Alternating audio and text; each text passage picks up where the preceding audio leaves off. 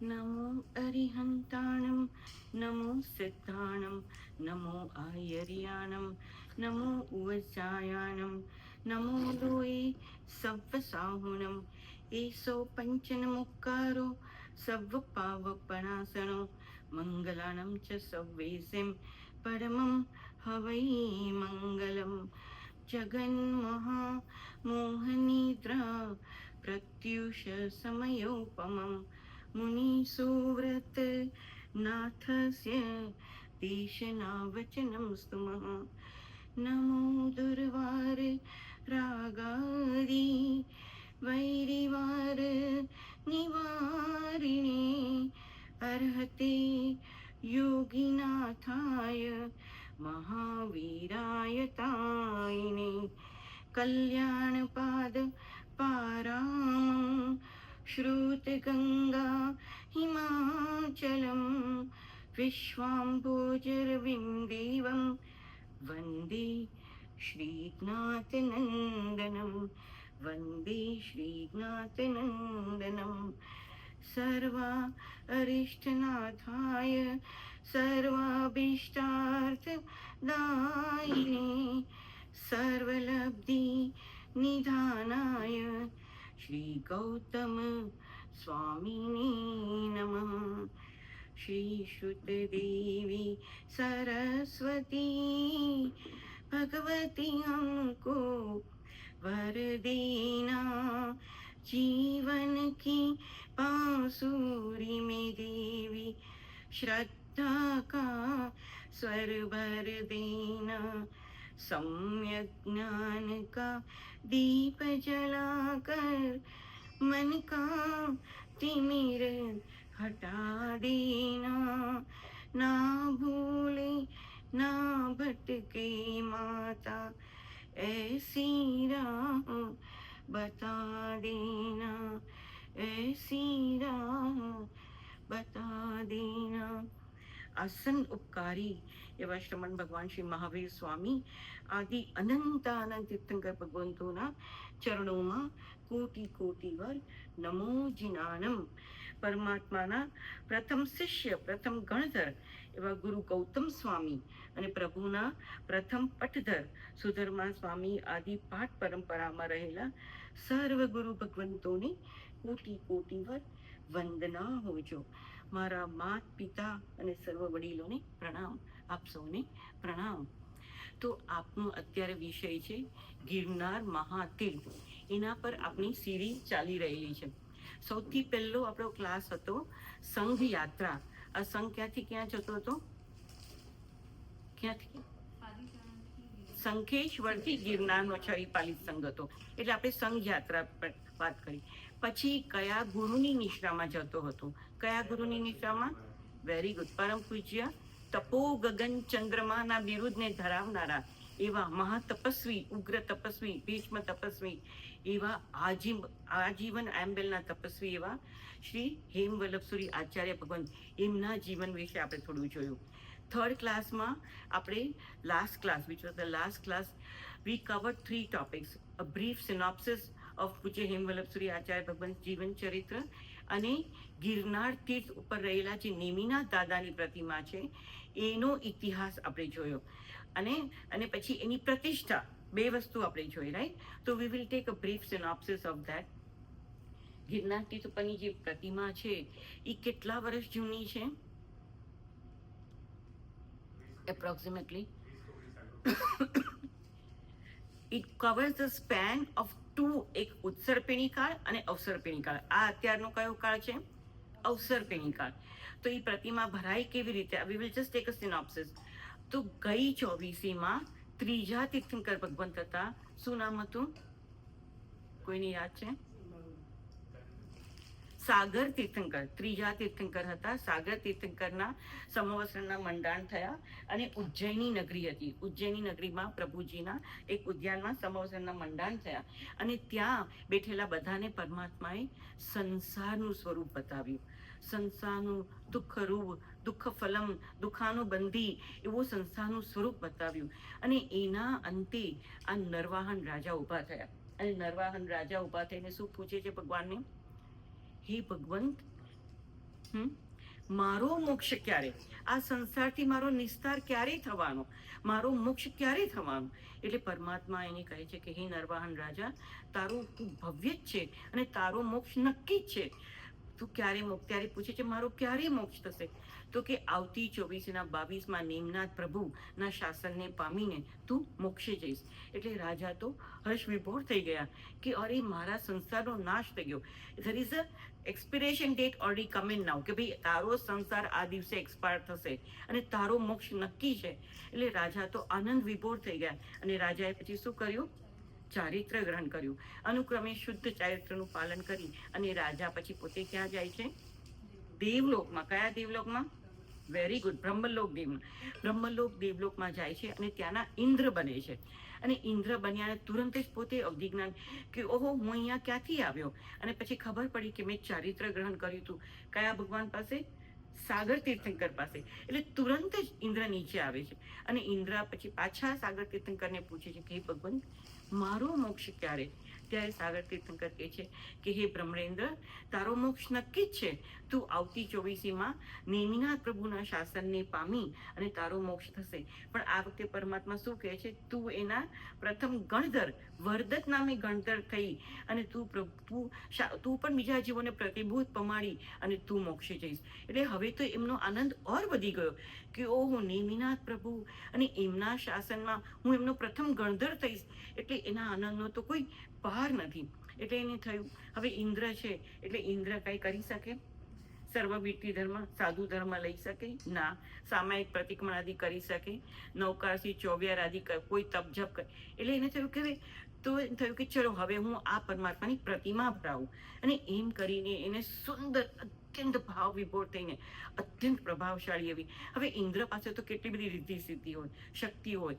એટલે સર્વ રત્નોનો સાર લઈ અને એને ભવ્યાતિ ભવ્ય એવી રત્નની અંજન સ્વરૂપી એવી પરમાત્મા નેમિનાથની 61 ઇંચની મોટી ભવ્યાતિ ભવ્ય પ્રતિમા ભરાવી અને પોતે પોતાના દેવલોકમાં એની સ્થાપના કરી, પ્રતિષ્ઠા કરી. અને એ ઇન્દ્ર પછી ત્રિકાળ નેમિનાથ પ્રભુની પૂજા, ભક્તિ, વંદન, નમસ્કાર આદિમાં લીન બની ગયા અને ત્રિકાળ પ્રભુની ખૂબ ભાવપૂર્વક ભક્તિ કરે છે કે ઓહ આ તીર્થંકર પ્રભુના શાસનમાં મારો મોક્ષ થવાનું, તો let me connect to him from now only. અત્યારથી જ દેવાદેવની પૂજા શરૂ કરી દઉં. એટલે એવી રીતે ઇન્દ્રનું કેટલું આયુષ્ય હતું? 10 સાગરોપમનું આયુષ્ય હતું. એટલે ત્યાં સુધી ઇન્દ્રએ ખૂબ ભક્તિભાવપૂર્વક આ પરમાત્માની પૂજા કરી. અંતે એના આયુષ્યની સમાપ્તિ થઈ, ઇન્દ્રનો જીવ જવી ગયો અને બીજા ઘણા મોટા ભવો કરી અને પછી જ્યારે નેમિનાથ પ્રભુ સાક્ષાત સદેહે અહીંયા ભરત ક્ષેત્રમાં આવ્યા અને એમના સમવસરના મંડાણ થયા, ત્યારે આ પુણ્યસાર નામે રાજા તરીકે આવ્યા. ત્યાં એ જ નરવાહન રાજા બ્રહ્મેન્દ્ર, એ પુણ્યસાર રાજા. હવે આપણો વિષય હતો કે અને આ પુણ્યસાર રાજા પછી પ્રભુ પાસે દીક્ષા ગ્રહણ કરીને વર્ધક નામે ગણધર થઈ. હવે આ પ્રતિમા દેવલોકમાં હતી ત્યારે જ્યારે પ્રભુને કેવળ જ્ઞાન થયું, સમવસરના મંડાણ થયા, ત્યારે બધા જ દેવો નીચે આવે, 64 ઇન્દ્રો. એટલે એ સમયના બી બ્રહ્મેન્દ્ર નીચે આવ્યા અને બ્રહ્મેન્દ્ર કહે છે કે હે ભગવાન આ પ્રતિમાની તો હું પણ રોજ પૂજા કરીને ભક્તિ કરું, અમને એમ કે આ શાશ્વતી છે. ત્યારે પરમાત્માએ શું કહ્યું કે આ શાશ્વતી નથી, આ તો અશાશ્વતી છે અને દેવલોકમાં શાશ્વતી જ પ્રતિમા, તમે એને નીચે લઈ આવો. એટલે આ નીચે લાવી અને કૃષ્ણ મહારાજાને આપે છે. અને કૃષ્ણ મહારાજા એને ખૂબ ભાવથી એને ગ્રહણ કરી અને ધામધૂમથી પ્રતિષ્ઠા કરે છે ક્યાં આગળ? પોતાની દ્વારિકા નગરીમાં. અને દ્વારિકા નગરીમાં બધા જ લોકો, કૃષ્ણ મહારાજા, એમના ભાઈ બલરામ, પછી એમના બધા પિતાઓ, બધા એમના કાકાઓ, બધા આખો એમનો પરિવાર, રામ, પ્રતિજ્ઞ કુમારો, એમની બધી રાણીઓ, આખી સમસ્ત દ્વારિકા નગરી, બધા લોકો આ પ્રતિમાની પૂજા કરે છે. અને જ્યારે કૃષ્ણની દ્વારિકા નગરીનું દહન થયું ત્યારે પછી અંબિકા દેવી આ પ્રતિમાને લઈ ગયા અને ક્યાં મૂક્યા એમને? કંચનગીરીની સુવર્ણ ગુફામાં. એટલે કેમ કે હવે આખી નગરીનો નાશ થઈ ગયો, આખી નગરી બળી ગઈ. એટલે અંબિકા દેવી આ પ્રતિમા એટલી પ્રેશિયસ હતી, એટલી પ્રાઇસલેસ હતી, એટલે એને લઈ લીધી અંબિકા માતાએ અને પોતાની ગુફામાં લઈ ગયા. અને હવે પછી આની પુનઃ પ્રતિષ્ઠા કેવી રીતે થઈ? કોણ હતા એ શ્રાવક? Very good, રત્નસાર શ્રાવક. રત્નસાર શ્રાવક ખૂબ ધનાઢ્ય, ખૂબ શ્રદ્ધાવાન એવા શ્રાવક હતા. અને એ પોતે આનંદ સુરીશ્વરજી મહારાજ સાહેબની નિષ્ઠામાં એને સંઘ કાઢ્યો અને સંઘ ગયો ગિરનાર તીર્થની તળેટીમાં. અને એની બી કથા બહુ લાંબી છે. જેને બી આ સાંભળવું હોય, listen to the last episode. We are just taking a brief cover up. તો એ ગયો સંઘ ક્યાં? ગિરનારની તળેટીમાં. અને ખૂબ જ લોકો હતા, એટલે એનો બહુ મોટો સંઘ હતો. પોતાની નગરી કાંપિલ્યપુરમાં બી ગયો, ત્યાંથી પણ બધા લોકોને કહેતો ગયો આવો આવો આવો. એટલે મોટો સંઘ લઈને ગયો ગિરનારની તળેટીમાં. અને પછી જ્યારે એ ચડવા જાય છે ત્યારે છત્રશિલા ધ્રુજે છે. એટલે એને પોતાના ગુરુને પૂછ્યું કે આ છત્રશિલા કેમ કંપી રહી છે? ત્યારે ગુરુએ કહ્યું કે તારાથી આ તીર્થનો વિનાશ, તો કે મારે તો નથી ઉપર ચડવું. જો તીર્થનો વિનાશ થવાનો હોય, કોઈ પણ આશાત થવાની હોય, તો એવી પૂજા મારે નથી કરવી. તો કે ના, પણ તારાથી પછી તીર્થની એનો ઉદ્ધાર પણ થશે, એટલે તું ચિંતા ન કર. અને એમ કરીને બધા ચડ્યા અને ઉપર ગયા. ત્યારે શું થયું? ત્યાં એક પ્રતિમા હતી ઓલરેડી, અને એ વિમલ રાજાએ ભરાવેલી હતી. હા, એ વિમલ રાજાએ ભરાવી, અને એ વેલુની પ્રતિમા હતી. એટલે એક જાતની માટી, it's a kind of clay. એટલે આ બધા લોકોએ ખૂબ પક્ષાળ કરવા માંડ્યો, ખૂબ અતિરેક. ધર્મમાં પણ અતિરેક નથી શોભતો. અવિવેક હેઝ નો પ્લેસ ઇન ધર્મ. એટલે અવિવેક કરી અને બધાએ ખૂબ પક્ષાળ, ખૂબ જ કળશો ઢોળવા માંડ્યા. પૂજારીએ પણ ના પાડી, બીજા લોકોએ પણ ના પાડી, પણ કોઈ કોઈનું સાંભળતા જ નહોતા, અને બધા પક્ષાળ કરવા માંડી પડ્યા. એટલે શું થયું? અંતે આટલા હજારો લોકો ઘણા કળશો લઈને, એટલે એ પ્રતિમા ગળી ગઈ આખી, કારણ કે વેલુની બનેલી હતી. અને પ્રતિમાની જગ્યાએ માટીનો પિંડ થઈ ગયો. એટલે રત્નસાર શ્રાવક ખૂબ દુઃખી થઈ ગયા. અરે રે રે, હું તો સંઘ લઈને આવ્યો, અને અમારે તો તીર્થની પ્રભાવના કરવાની હતી, તીર્થની ભક્તિ કરવાની હતી, અને એની બદલે આ શું થઈ ગયું? આ પ્રતિમા જ આખી ગળી ગઈ. એટલે પરમાત્માની પ્રતિમાનો નાશ, એમાં હું નિમિત્ત બન્યો. એટલે ખૂબ જ દુઃખી થઈને, ખૂબ જ આક્રંદ કરીને ત્યાં મૂર્છા પામી ગયો. અંતે સ્વસ્થ થયો. ત્યારે આનંદસુરી મહારાજ સાહેબ કહે છે કે હે રત્નસાર, તું ખેદ ન કર, અંબિકા માતાનું ધ્યાન ધર, નિમનાથ પ્રભુનું ધ્યાન ધર. એટલે તુરંત જ 4 પ્રકારના આહારનો ત્યાગ કરીને રત્નસાર ત્યાં બેસી ગયો. કેટલા દિવસના ઉપવાસ કર્યા? Very good. 1 મહિનાના માસક શમન કર્યું એને. અને ત્યારે અંતે અંબિકા દેવી પ્રસન્ન થયા. અને અંબિકા દેવી શું કહે છે? માંગ માંગ વત્સ, તારાથી હું બહુ પ્રસન્ન થઈ ગયો. તારી દ્રઢતા, તારો સંકલ્પ બળ, તારો તીર્થ માટેની ભક્તિ, તીર્થની સેવા માટે હું ખૂબ જ પ્રસન્ન થઈ. માંગી લે. તો કહે છે કે હે માં, મને એક નવી પ્રતિમા આપો. તો અંબિકા માતા શું કહે છે? આ પ્રતિમાની ઉપર તું લેપ કરી લે ફરીથી. એવું વારંવાર થયા કરતું હોય છે. એટલે આ જે માટીનો પિંડ છે એના પર તું લેપ કરી અને નવી પ્રતિમા બનાવી નાખ, અને અહીંયા સ્થાપિત કરી લે. એટલે તો એ કહે છે ના માં, મારે આવું નથી કરવું. કે જો આવું કરીશ, ફરી કોઈ બીજો સંઘ આવશે, અને બીજા સંઘના પણ યાત્રિકો બધા જો વિવેક નહીં રાખે, અને પુષ્કળ એ લોકો પાછા પક્ષાળ કરશે, તો ફરી આ પ્રતિમા ગળી જશે. કે એવું માતાએ તો સાંભળ્યું ના સાંભળ્યું, અને ચાલી ગયા માતા. અને એમને કહીને ગયા કે તું આના પર લેપ કર, અને આની પુનઃ પ્રતિમા બનાવી લે, અને એની સ્થાપિત કરી લે. પણ આનું મન માનતું નથી. કેમ નથી માનતું? કેમ નથી માનતું? એ વિચાર કરે છે કે ફરી પાછું પ્રતિમાનો નાશ થશે, તો 5મા આરામાં તો લોકો અવિવેકી હશે જ, અને એ લોકોને કઈ ભાન નહીં હોય. અને જો આવો અતિરેક કરશે, આવો અવિવેક કરશે, ફરી પ્રતિમાનો નાશ, આવું કરવું નથી. ગમે તે રીતે હવે મારાથી, એને તો કઈ અવિવેક કર્યો નહોતો, એના લોકોએ કરેલો, પણ છતાં પણ એ કે મારા લોકોથી આ થયું, તો હવે અમે એવી પ્રતિમાની સ્થાપના કરીએ કે જે કેનાથી બી વિનાશ એનો ન થાય. એટલે એમ કરીને ફરી ઉપવાસમાં બેઠો. અને આ તો મેં પછી સાંભળ્યું કે ફરી એને 21 દિવસના ઉપવાસ કર્યા, અને એમાં માતાએ ઘણા ઉપસર્ગ બી કર્યા, ટુ સી કે આ કેટલો સત્વશાળી છે, કે આની એનો દ્રઢ મનોબળ કેવું છે. એટલે 21 દિવસના ઉપવાસને અંતે માતા ફરી પ્રસન્ન થયા, અને કહે છે કે બોલ, તારી શું ઈચ્છા છે? ત્યારે કહે છે કે માં, બસ મને નવીન પ્રતિમા આપો, એક નવી પ્રતિમા આપો, અને એની અમે પ્રતિષ્ઠા કરીએ. એટલે માં કહે છે સારું, ચાલ, તું મારી પાછળ પાછળ ચાલ, અને તારે આગળ પાછળ ક્યાંય આજુબાજુ ક્યાંય જોવાનું નહીં, તું કેવળ મારી પાછળ પાછળ ચૂપચાપ ચાલ. અને એમ કરીને માતા એને લઈ જાય છે. ક્યાં લઈ જાય છે એને? સુવર્ણગીરી, કાંચનગીરીની ગુફામાં, કાંચનગીરી ઉપર રહેલી સુવર્ણ ગુફામાં લઈ જાય. અને એને પછી ત્યાં અંદર જઈ અને કહે છે કે જો કાંચનગીરીની ગુફામાં લઈ ગયા, અને પછી સુવર્ણ ગુફા પાસે, અને સુવર્ણ ગુફાના જે દેવ હતા, એ અધિષ્ઠાયક દેવ સિદ્ધ વિનાયક દેવને આજ્ઞા કરે છે કે તું દ્વાર ઉઘાડ. એટલે સિદ્ધ વિનાયક દેવ દ્વાર ઉઘાડે છે, અને સુવર્ણ ગુફામાં એને લઈ જાય છે, અને એ બતાવે છે. એટલી ચમત્કારિક બધી પ્રતિમાઓ હતી, એક સે ભડકર એક. એકને જોવો ને એકને ભૂલો, એકને જોવો ને એકને ભૂલો. આ તો આખો ફાડી ફાડીને જોયા જ કરે કે શું વાત છે. બધી રત્નની અત્યંત કિંમતી, અત્યંત ચમત્કારિક, પ્રભાવશાળી એવી પ્રતિમાઓ એક પછી એક બધી જોતો ગયો. અને માતાએ કહ્યું કે તું આમાંથી પસંદ કર. એટલે એને તો થયું કે કઈ લઉં, એમ કરીને એને એકદમ અત્યંત કિંમતી એવી મણિ રત્નાદિમય જીનબીમની પસંદગી કરી, અત્યંત કિંમતી અને એકદમ ચમત્કારી. એટલે માતાએ કહ્યું કે તું આને રહેવા દે. તો કે કેમ?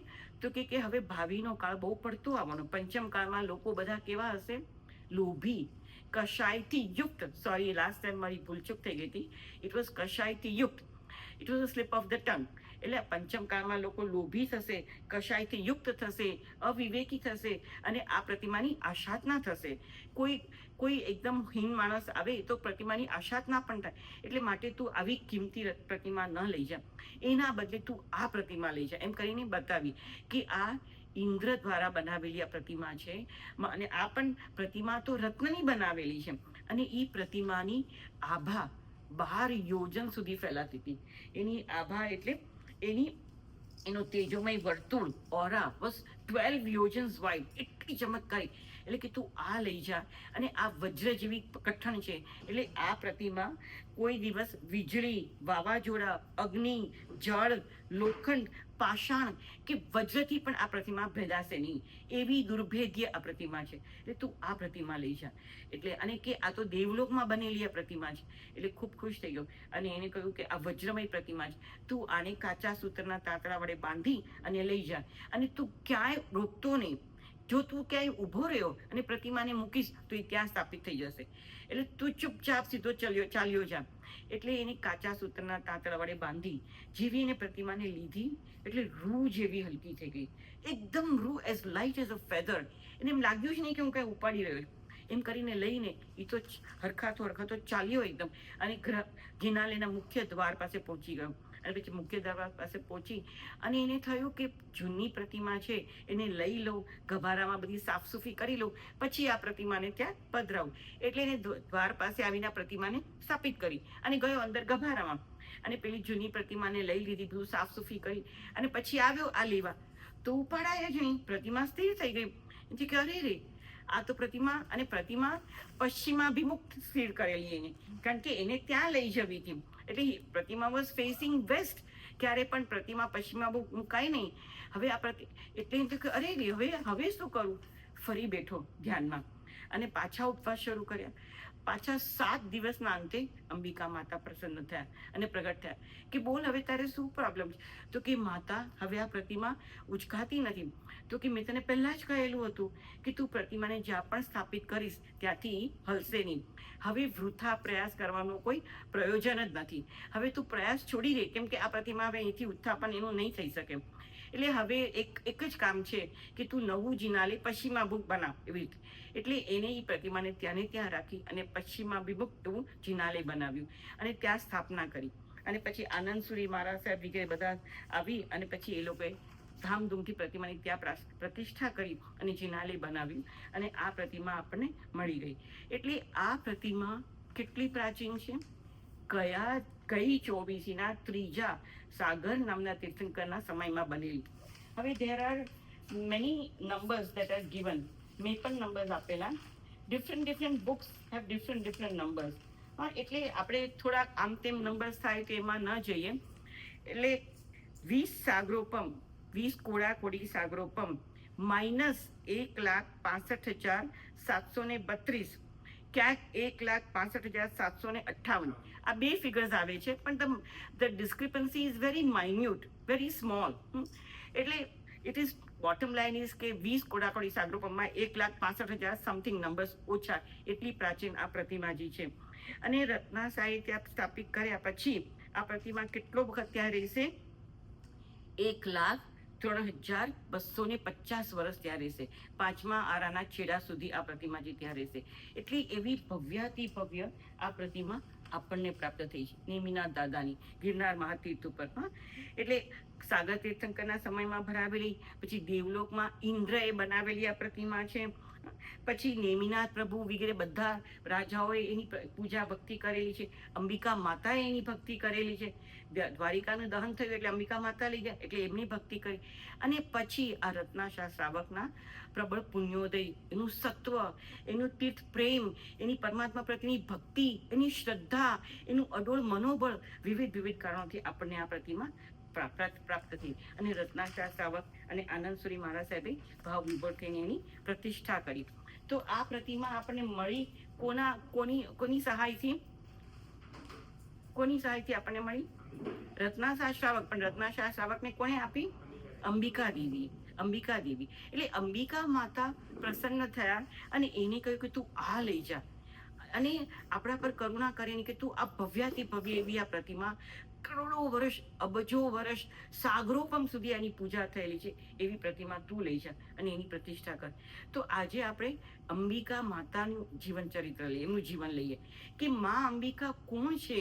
અત્યારે ગિરનાર તીર્થ ઉપર જે શ્રદ્ધાળુઓ પૂજા ભક્તિ વગેરે કરવા જાય અને જો માનું ધ્યાન ધરે, સત્વશાળી આત્મા હોય, તો આજે પણ અંબિકા માતા હાજર છે. આજે પણ લોકોને એનો અનુભવ થાય છે એવા મા અંબિકા. તો એની આપણે કથા લઈએ કે કોણ છે. આપણે ગુરુ ભગવંતને લીધા, આપણે દેવને લીધા, નેમિનાથ દાદાને લીધા, હવે આપણે મા અંબિકાને લઈએ કે દેવી, જે દેવી આ ગિરનાર તીર્થની રખેવાળી છે અને જે નેમિનાથ પ્રભુની અધિષ્ઠાયિકા દેવી છે, એ મા અંબિકાની આપણે કથા લઈએ. તો અંબિકા માતાની અદ્ભુત કથા છે, અદ્ભુત. સોરઠ દેશ, આપણું આ સોરઠ દેશ, સૌરાષ્ટ્ર દેશ, એમાં રૈવતાચલ પર્વત, ગિરનાર પર્વતની દક્ષિણ દિશામાં એક કુબેર નામનું ઉત્તમ નગર હતું. અને આ નગરમાં બધા રિદ્ધિ સિદ્ધિવાન બધા શ્રાવકો રહેતા, જીન મંદિરો પુષ્કળ હતા. અને એ નગરમાં પોતે એક દેવભટ્ટ નામે બ્રાહ્મણ રહેતો હતો. બધા ખૂબ ધન ધાન્યથી ભરપૂર એવા નગર હતું, રિદ્ધિ સિદ્ધિથી ભરપૂર, અને એમાં બધા શ્રાવકો રહેતા. એમાં દેવભટ્ટ નામે એક બ્રાહ્મણ રહેતો હતો. એને દેવલ નામે એક ધર્મપત્ની હતી અને એને સોમભટ્ટ નામે એક પુત્ર હતો. હવે આ બ્રાહ્મણ હતો જાતથી, પણ જૈન ધર્મ પાળનારો હતો. એટલે દેવભટ્ટ એટલે દેવલ નામની પત્ની અને સોમભટ્ટ નામે પુત્ર. અનુક્રમે સોમભટ્ટ મોટો થયો એટલે પછી એના લગ્ન કર્યા એક કન્યા સાથે. એ કન્યાનું નામ શું હતું? અંબિકા. અંબિકા સાથે એના લગ્ન થયા. હવે આ અંબિકા તો અત્યંત જૈન ધર્મમાં દ્રઢ અનુરાગ વાળી હતી, પરમ શ્રદ્ધા વાળી હતી, અને જન્મથી જૈન કુળમાં જન્મેલી. એટલે દાન, શીલ, તપ, ભાવ, આ ચારેય પ્રકારના ધર્મ તો એનામાં ખૂબ ઠાંસીને ભરેલા હતા. એટલે જૈન ધર્મ તો એના રગે રગમાં વહેતો હતો. એવી અંબિકા સાથે એના લગ્ન થયા. હવે આમના ઘરમાં બી આમ તો જૈન ધર્મ પળાતો, પણ જેવો દેવભટ્ટ મૃત્યુ પામ્યા એટલે એના ઘરમાંથી જૈન ધર્મ પણ એની સાથે ચાલી ગયો. એ ધર્મ પણ દૂર થઈ ગયો. અને એની પત્ની દેવલ અને આ સોમભટ્ટ બંને બ્રાહ્મણનો ધર્મ પાળવા માંડ્યા. એટલે એના ઘરમાં શ્રાદ્ધના દિવસોમાં કાગડાને પિંડ આપવો વગેરે બધા કાર્ય શરૂ થઈ ગયા. પછી પીપળાની પૂજા કરવી, એટલે આપણે જે તુલસીની પૂજા કરીએ વગેરે, આવું બધું એના ઘરમાં થવા માંડ્યું. એટલે અંબિકા તો હવે પુત્રવધુ છે, એટલે હવે એ તો કઈ આનો વિરોધ કરી શકે નહીં, પણ પોતે તો જૈન ધર્મમાં દ્રઢ અનુરાગ વાળી હતી. એટલે પોતે પોતાની રીતે પોતાનો ધર્મ પાળતી હતી. અનુક્રમે એક દિવસ એના સસરા એટલે ઓલા દેવભટ્ટનો શ્રાદ્ધનો દિવસ આવ્યો. હવે સાસુ ને હસબન્ડ ને બધા તો પાળતા હતા, એટલે શ્રાદ્ધના દિવસે એ લોકો શું કરે, બધું મિષ્ટ ભોજન બનાવે, ભોજન પકવાન આદિ બધું બનાવે. અને પછી એ લોકોની શું માન્યતા છે કે એ લોકો બ્રાહ્મણોને જમાડે, કુળ દેવતાને જમાડે, બધાને પિંડ આપે, અને પછી કાગડાને નાખે. અને એ લોકો એવું માને છે કે જે આત્મા ગયો તો એ આત્મા ફરી આવીને આ ભોજનને ખાશે, એવો એ લોકોની માન્યતા છે. એટલે એ પ્રમાણે એ લોકો એનો આચાર કરે છે. હવે એવી રીતે આ લોકોએ ખૂબ બધી રસોઈઓ બનાવી. અને પછી એના સાસુ ગયા બહાર કંઈ કામથી, અને એનો પતિ સોમભટ્ટ છે એ બ્રાહ્મણોને બોલાવવા ગયો, કારણ કે બ્રાહ્મણોને તેડાવે અને બ્રાહ્મણોને જમાડે. એટલી વારમાં અંબિકા ઘરમાં એકલી હતી, રસોઈ બધી થઈ ગઈ. એવામાં બે મહામુનિઓ ત્યાં પધાર્યા, બે મુનિ ભગવાન પધાર્યા. અને મુનિ ભગવાન તો અદ્ભુત, જાણે કે સાક્ષાત મોક્ષના દ્વાર ન હોય એવા મુનિ ભગવાન તો એના આંગણે પધાર્યા. એટલે અંબિકા તો તુરંત જ ઊભી થઈ, વિનય વિવેક એવી, પધારો પધારો મુનિરાજ. અને મુનિરાજને પોતાના ઘરે બોલાવે છે. અને એને થયું કે આજે તો મારા ઘરે મિષ્ટાદી ભોજન, ખૂબ સરસ ભોજન તૈયાર થયું, ચાલ મુનિ ભગવંતોને વહોરાવું. એમ કરીને મુનિ ભગવંતો પણ અંદર આવે છે. અને અંબિકા ખૂબ જ ભાવપૂર્વક ભક્તિપૂર્વક મુનિ ભગવંતોને બધી ગોચરી બોલાવે છે. અને મુનિ ભગવંતોએ પણ જોયું કે 42 દોષ રહિત આ ભોજન છે. એટલે મુનિ ભગવંતો પણ ભોર્યું. માસક્ષમણના તપસ્વી મુનિ ભગવંત, બોલો, બંને મુનિ ભગવંતો માસક્ષમણના તપસ્વી હતા. એટલે અંબિકાના તો આનંદનો પાર નથી કે અરે વાહ, આવા મહાતપસ્વી મુનિઓને બોલાવવાનો મને લાભ મળે. એટલે ખૂબ ભાવપૂર્વક બધી ગોચરી બોલાવે છે. એટલામાં એની પાડોશણ, જે પાડોશણ હતી ને, એ પાડોશણ આ બધું જોઈ ગઈ. હવે મુનિ ભગવંતો તો ગોચરી બોરી અને ધર્મલાભ કહીને ચાલી નીકળ્યા અને પોતે પોતાના સ્થાનકે ગયા. અને અંબિકા પણ ખૂબ હર્ષ વિભોરવાળી છે કે વાહ, આજે હવે મને આવો સરસ, અમારો દિવસ પણ મોટો છે, તો અમારા મોટા દિવસે મને આવા મુનિ ભગવંતોનો સુપાત્ર દાનનો લાભ મળ્યો. એટલે એ તો ખૂબ હરખાય છે. પણ પાડોશને આ જોયું એટલે પાડોશન ઘરમાં આવીને બબડાટ કરવા માંડી. અરે આ તો શું કર્યું? આ તો શ્રાદ્ધનો દિવસ છે, પહેલા એમને થોડી અપાય, આવા મુંડિયાઓને પહેલા અપાય. પહેલા તો આપણે બધા બ્રાહ્મણોને જમાડવાનો હોય, કુળ દેવતાઓને આપવાનું હોય, પછી કાગડાઓને આપવાનું હોય, પછી જે કરવું હોય. આ તો તે આપણું ઘર અને ભોજન બધું અભડાવી નાખ્યું, બધું અભડાવી નાખ્યું. એટલે આ તો તે મહાદુષ્કાર્ય કર્યું અને ખૂબ એને વઢવા લાગી. એટલે અંબિકા તો સાંભળ્યું ન સાંભળ્યું કરીને અંદર જતી રહી પોતે. પણ પાડોશન તો આટલાથી અટકતી નથી. મિથ્યાત્વી લોકો શું હોય? એ લોકો એમ જ માને કે અમે જે માનીએ છીએ, અમે જે કરીએ છીએ, અમે જે વિચારીએ છીએ, એ જ સાચું, તમારું ખોટું. એટલે હવે અંબિકા તો અંદર જતી રહી, એ તો એની સાથે કોઈ વાદ વિવાદમાં ઉતરતી નથી. ત્યાં એના સાસુ આવ્યા, દેવળ. એટલે એના સાસુને આ પાડોશન બધું કહેવા લાગી કે અરે તમે ઘરમાં નહોતા અને તમારી બહુ તો કેટલી સ્વચ્છંદાચારી છે, પોતાની રીતે જ વર્તનારી છે, તમને કંઈ પૂછે છે થોડી? તમારે આવ્યા પહેલા તો આ મુંડિયાઓને વોરાવી દીધું અને આ એને તમારું બધું ભોજન અભડાવી નાખ્યું, તમારું ઘર પણ અભડાવી નાખ્યું. આ તો એને બહુ ખરાબ કાર્ય કર્યું. એટલે એના સાસુ પણ રોષે ભરાણ. ઓલી પાડોશને બધું મીઠું મરચું નાખીને બધું કહેવા લાગી. એટલે એના સાસુ ખૂબ રોષે ભરાણ કે આ તે શું કર્યું? આપણે તો આપણા પિતાનો આજે શ્રાદ્ધનો દિવસ હતો, પહેલા એમને આપવાનું હતું અને એમને આપ્યા પહેલા ત્યાં બધા સાધુઓને વરાવી દીધું. આપણું તો ભોજન અભડાઈ ગયું અને ભોજન ઓછું થઈ ગયું. એટલે સાસુ પણ ખૂબ વળવા માંડ્યા એને. હવે બિચારી આને તો કોઈ દુષ્કાર્ય તો કર્યું નહોતું, સારું કાર્ય કરેલું. હવે એવામાં એનો પતિ આવ્યો, હાંફળો ફાફળો થતો, ભક્તો ભક્તો.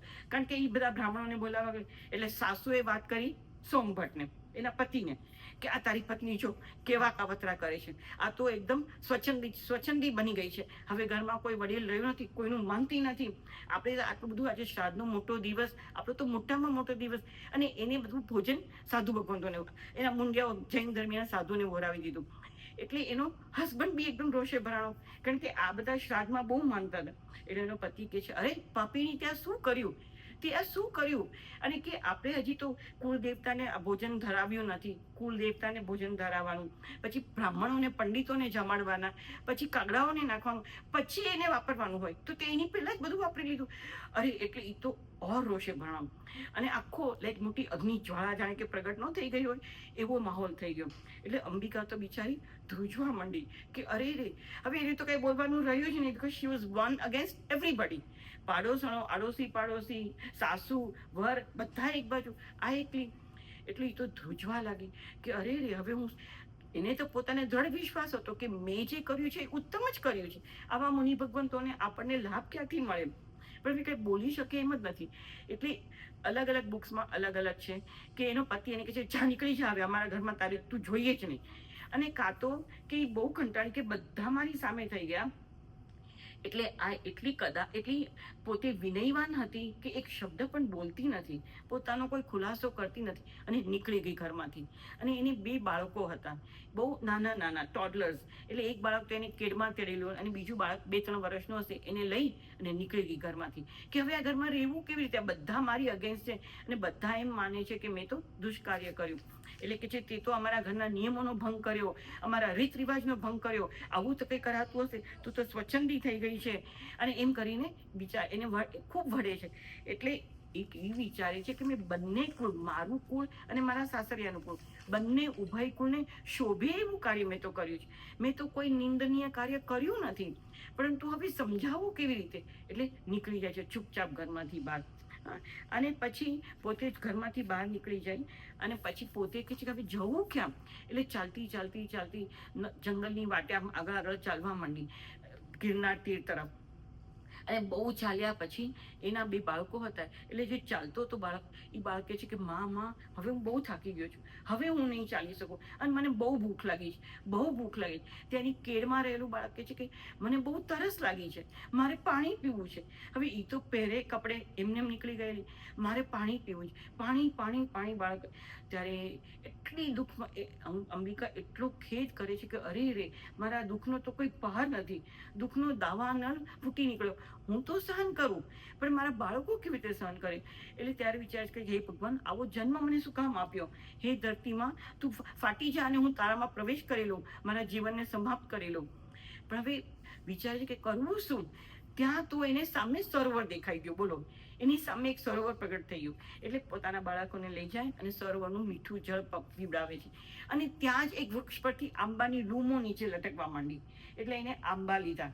જુનાગઢ બાજુ કેરી બહુ પાકે, એટલે એને આંબા લીધા અને બીજા બાળકને કેરીનું પાન કરાવ્યું. એટલે એની ભૂખ શમી ગઈ.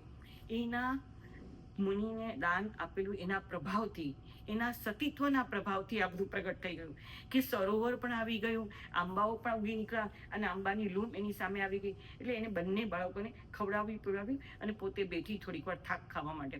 કારણ કે બાળક બી કે છે હવે મારાથી ચલાશે, એટલે થોડીક આરામ કરવા બેઠી કે ચલો આટલો પંથ તો આપણો કપાઈ ગયો. હવે આ બાજુ એના સાસુ જે રોષે ભરાણા, એને થયું કે આને તો બધું ભોજન અભડાવી નાખ્યું, એટલે હવે મારે નવું ભોજન કરવું પડશે, કારણ કે શ્રાદ્ધમાં તો આવું ચાલે નહીં. એટલે એમ કરીને અંદર ગયા નવું ભોજન બનાવવા, ધમધમ કરતા એકદમ રોષે ભરાયેલા. અંદર ગયા અને એને અંદર ગયા અને જેવું તપેલું ખોલ્યું ને, તો બધા વાસણ, જે વાસણમાંથી મુનિને ઓરાવ્યું, એ બધા વાસણો સોનાના બની ગયા. બધા વાસણો સોનાના બની ગયા. બોલો, અને જેટલું બધા વાસણ આખા છલોછલ ભોજનથી ભરાઈ ગયા. એટલે કોઈ વાસણમાં કાંઈ ઓછું જ નહોતું, બધા વાસણો છલોછલ ભોજનથી ભરાઈ ગયા અને બધા વાસણો સોનાના બની ગયા. એટલે એના સાસુ તો અવાચક બની ગયા, ઓહ, આ કેવો પ્રભાવ, આ કેવો પ્રભાવ બધા. એટલે એને થયું કે આ તો નક્કી અંબિકાએ સારું જ કાર્ય કર્યું અને એના દાન ધર્મના પ્રભાવે આ ચમત્કાર સર્જાણો. એટલે એ કહે છે કે મારી બહુ તો સારામાં સારી હતી અને મેં એ બિચારીને આવા બધા મેણા ટોણા માર્યા, આવા કટુ વચનો કયા. એટલે અરે રે, ધિક્કાર છે. પોતાના દીકરાને બોલાવી. એટલે સોમભટ્ટ પણ અંદર આવે છે અને એ તો બંને જણા આશ્ચર્યચકિત થઈને બધું જોવા માંડ્યા કે અંબિકાએ મુનિને દાન આપ્યું. એ સુપાત્ર દાનનો તત્કાળ ઇન્સ્ટન્ટેનિયસ ફળ મળી ગયું. ક્યાંક તો એવું બી લખેલું કે જે ભાત હતા ને એ બધા મોતીના દાણા થઈ ગયા, સાચા મોતીના. એટલે એવો દૈવી પ્રભાવ. અને આકાશવાણી થઈ કે અરે તારી વહુ અંબિકાએ તો મહાન કાર્ય કર્યું છે. આ જે ફળ મળ્યું છે એ તો બહુ નાનકડું ફળ છે, એનું મહાન ફળ મળવાનું છે. એટલે આ સાસુ અને એનો દીકરો બંને ખૂબ પશ્ચાતાપ કરે અને એના દીકરાને કહે છે જા તું અંબિકાને પાછી લઈ આવ. આપણી તો આવી સરસ વહુ હતી, આવી ગુણિયલ વહુ હતી અને એને તો સત્કાર્ય કર્યું. એટલે સોમભટ્ટ દોડ્યો અંબિકાને લેવા અને દોડ્યો અને પછી દોડતો જાય છે અને ત્યાં એને દૂરથી જોઈ અંબિકા, બે બાળકોને જોયા. એટલે એને દૂરથી જોઈ કે ઓહ, આ તો અંબિકા જ છે. એટલે જોરથી બૂમ પાડે છે કે અંબિકા, અંબિકા, ઊભી રહે તું. એટલે આને વળી થયું કે મને આટલું બધું તો સંભળાવ્યું, એટલે પેલા શબ્દોથી મને મારી, હવે તો મને મારી જ નાખશે, કે હવે તો આ મને મારી જ નાખશે. અને કઈ રીતે મારશે મને ખબર નથી. તેમ તો કે એની પહેલા હું જ મરી જાઉં. હવે દૂરથી એને કંઈ સંભળાતું નથી. સોમભટ્ટ એમ કે છે કે અંબિકા ઊભી રહે, હું તને લેવા આવ્યો છું. પણ આને સંભળાતું નથી. અને પ્રાયર એ લોકોની એક્શન કેવી હતી, based on that she will make a conclusion, right. પહેલા હું તમારી સાથે બહુ ઝઘડા કરું અને પછી હું આવું તો તમારો તો એઝમ્પશન શું હોય કે આ તો આનાથી વધારે જ કરશે, because based on her past experience. એટલે એને થયું કે આ તો મને મારી જ નાખશે. હવે એના કરતાં ચાલ હવે હું મારા જીવનનો અંત લાવી દઉં. એમ કરીને દોડી બંને છોકરાઓ સાથે અને દોડતા આગળ ગઈને કૂવો જોયો. એટલે કૂવા પાસે ગઈ અને દોડતા પોતે શું વિચારે છે ત્યારે કે હવે તો મારે મારા જીવનનો અંત જ લાવવો છે. પણ છેલ્લી ઘડીએ કહે છે કે મારે અરિહંત પરમાત્માનું શરણું હોજો, સિદ્ધ ભગવંતોનું શરણું હોજો, સાધુ ભગવંતોનું શરણું હોજો અને કેવલી પ્રરૂપિત જીન ધર્મનું મને શરણું હોજો. એટલે ચારેય શરણનું સ્વીકાર કરે છે. પરમાત્માના નામમાં પોતાના મનને સ્થિર કરે છે. ગિરનાર મહાતીર્થને વંદના કરે છે અને નેમિનાથ પ્રભુ પ્રત્યેને બહુ લગાવ હતો, એટલે નેમિનાથ પ્રભુનું સ્મરણ કરે છે. અને આ બધું કરી અને બે બાળકો લઈ સાથે લઈને જંપાપાટ કર્યો કૂવામાં. કૂવામાં ઝંપાબત, અને તુરંત જ એના પ્રાણ પંખીઓ ઉડી ગયા એમ અંબિકાના. હા, અને પછી આ સોમભટ્ટે જોયું એટલે એ પણ દોડતો દોડતો આવ્યો એમ તો કે હું એ લોકોને બચાવું એમ કરી એ આવ્યો ત્યાં તો મરી ગયા, અંબિકાના પ્રાણ પંખીઓ ઉડી ગયેલા. એટલે સોમભટ્ટ ખૂબ ખેદ કરે છે કે અરે મારા કારણે મારી પત્નીએ આવું કર્યું અને મેં આવું દુષ્કાર્ય કર્યું, હવે મારે જીવવાનું શું પ્રયોજન, હવે મારે પણ જીવવું નથી. એટલે સોમભટ્ટે પણ ઝંપાવાત કર્યો કૂવામાં અને એ પણ મૃત્યુ પામ્યો. હવે અંબિકા જે આવી રીતે મૃત્યુ પામી, પણ એના મનમાં છેલ્લે શું હતું, મનમાં અરિહંત પરમાત્માનું શરણું લીધેલું, સિદ્ધ ભગવંતોનું શરણું લીધેલું, સાધુ ભગવંતોનું શરણું લીધેલું, કેવી પ્રવૃત્તિ છે જૈન ધર્મનું શરણું લીધેલું. એટલે એના પ્રતાપે અને મુનિ ભગવંતોને દાન આપેલું સુપાત્ર દાનના પ્રભાવે એ ક્યાં ઉત્પન્ન થઈ, વ્યંતર યોનિમાં એક ખૂબ જ વૃદ્ધિવાન વ્યંતરના સમૂહ વડે સેવવા યોગ્ય વ્યંતર જાતિમાં દેવી તરીકે ઉત્પન્ન થઈ, દેવી તરીકે. અને જે દેવી તરીકે ઉત્પન્ન થઈ, જેવી એ દેવી તરીકે ઉત્પન્ન થઈ, એવું ભવ્યાતિ ભવ્ય એના દેહની કાંતિ હતી, ભવ્યાતિ ભવ્ય સુવર્ણના દેહ કાંતિ ચારે બાજુએ ફેલાય અને દેવલોકની 10 દિશાઓમાં એની કાંતિ પ્રસરેલી. અને વન કેસરી સિંહાસન, સિંહનું વાહન, એનું વાહન શું છે અંબિકાનું, સિંહ. અને એ કોણ થયો, એનો પતિ સોમભટ્ટ જે હતો એ સિંહનું વાહન તરીકે ઉત્પન્ન થયો દેવલોકમાં. એટલે સિંહ વાહન ઉપર આરૂઢ થયેલી, સર્વ અંગોથી સુંદર, બહુ મૂલ્યવાન મણિ સુવર્ણ રત્નાદિ આભૂષણોથી વિભૂષિત થયેલ, અનેક દેવ દેવીઓ વડે ઉપાસના કરાતી અને એક બાળક ખોળામાં એક બાળક સમીપ ઊભો છે એવા 2 બાળકોથી અલંકૃત, 4 ભુજાધારી, એટલે જેના જમણા 2 હાથમાં પાશ અને ડાબા 2 હાથમાં જમણા 2 હાથમાં પાંચ અને ડાબા 2 હાથમાં આંબાની લૂમ ધારણ કરેલી એવી સુવર્ણવયી, વરદાન આપવામાં પ્રવીણ વાણીવાળી એવી અચિંત્ય પ્રભાવવાળી અંબિકા તરીકે ઉત્પન્ન થઈ. અને જેવી અંબિકા દેવી ઉત્પન્ન થઈ એટલે એ દેવલોકના બધા દેવ દેવીઓ આવીને એને વંદન નમસ્કાર કરવા આવે છે અને એને પૂછે છે કે એવું કયું કાર્ય તમે કર્યું કે જેના પ્રભાવે તમે આવા મહારિદ્ધિવાન એવી દેવી તરીકે ઉત્પન્ન થયા. એના વૈભવનો તો કોઈ પાર નથી, એની રિદ્ધિ સિદ્ધિ, એની કાંતિ, એનું તેજ અદ્ભુત ચારેય દિશાઓમાં ફેલાતું હતું. એટલે પછી પોતે પોતાની વાત કરે છે કે મેં મુનિ ભગવાનને સુપાત્ર દાન આપ્યું અને એના પ્રભાવથી મને આ મળ્યું. અને તુરંત જ પછી પોતે ધર્મના મહાન ઉપકારોનું સ્મરણ કરી અને પછી પોતે તુરંત જ ક્યાં જાય છે, ઝડપભેર રૈવતાચલ ગિરી, એની ગિરનાર તીર્થ બહુ પ્રિય હતો એટલે ત્યાંના સહસ્રામ્ર વન, સહસા વન જેને આપણે કહીએ છીએ, સહસ્રામ્ર વનમાં ગઈ પોતે દેવી તરીકે. અને એ જ વખતે નેમિનાથ પરમાત્માએ દીક્ષા ગ્રહણ કરી દીધેલી અને એ જ વખતે નેમિનાથ પરમાત્માને વેતસ વૃક્ષની નીચે અઠ્ઠમ તપથી યુક્ત એવા પરમાત્માની કાયોત્સકતા ધ્યાનમાં સ્થિર રહેલા નેમિ પ્રભુના બધા ઘાતી કર્મો ક્ષીણ થઈ ગયા અને શપક ક્ષીણ પર નેમિ પ્રભુ આરૂઢ થયા અને ઘાતી કર્મો ક્ષીણ થતા જ તેમને ત્યાં કેવળ જ્ઞાનની પ્રાપ્તિ થઈ. એટલે નેમિનાથ પરમાત્માનું કેવળ જ્ઞાન કલ્યાણ અને કોટી કોટી વાર વંદનાઓ છો. એટલે ત્યારે જ નેમિનાથ ભગવાનને કેવળ જ્ઞાનની પ્રાપ્તિ થઈ અને પછી બધા દેવો દેવીઓ બધા કેવળ જ્ઞાનનો મહોત્સવ કરવા આવ્યા. અંબિકામાં પણ ત્યાં જ હતા અને બધા દેવ દેવીઓએ પરમાત્માનો મહોત્સવ કર્યો અને પરમાત્માએ મીઠી મધુર વાણીથી, અમૃત સરખી વાણીથી પોતાની દેશનાની શરૂઆત કરી અને દેશનાની શરૂઆત કરી અને પછી પ્રભુએ પ્રથમ કોની સ્થાપના થઈ, દેશનાની શરૂઆત થાય એટલે સૌથી પ્રથમ કોની સ્થાપના થાય, પણ કોની સૌથી પહેલા કોની સ્થાપના થાય, ગણધર ભગવાનની.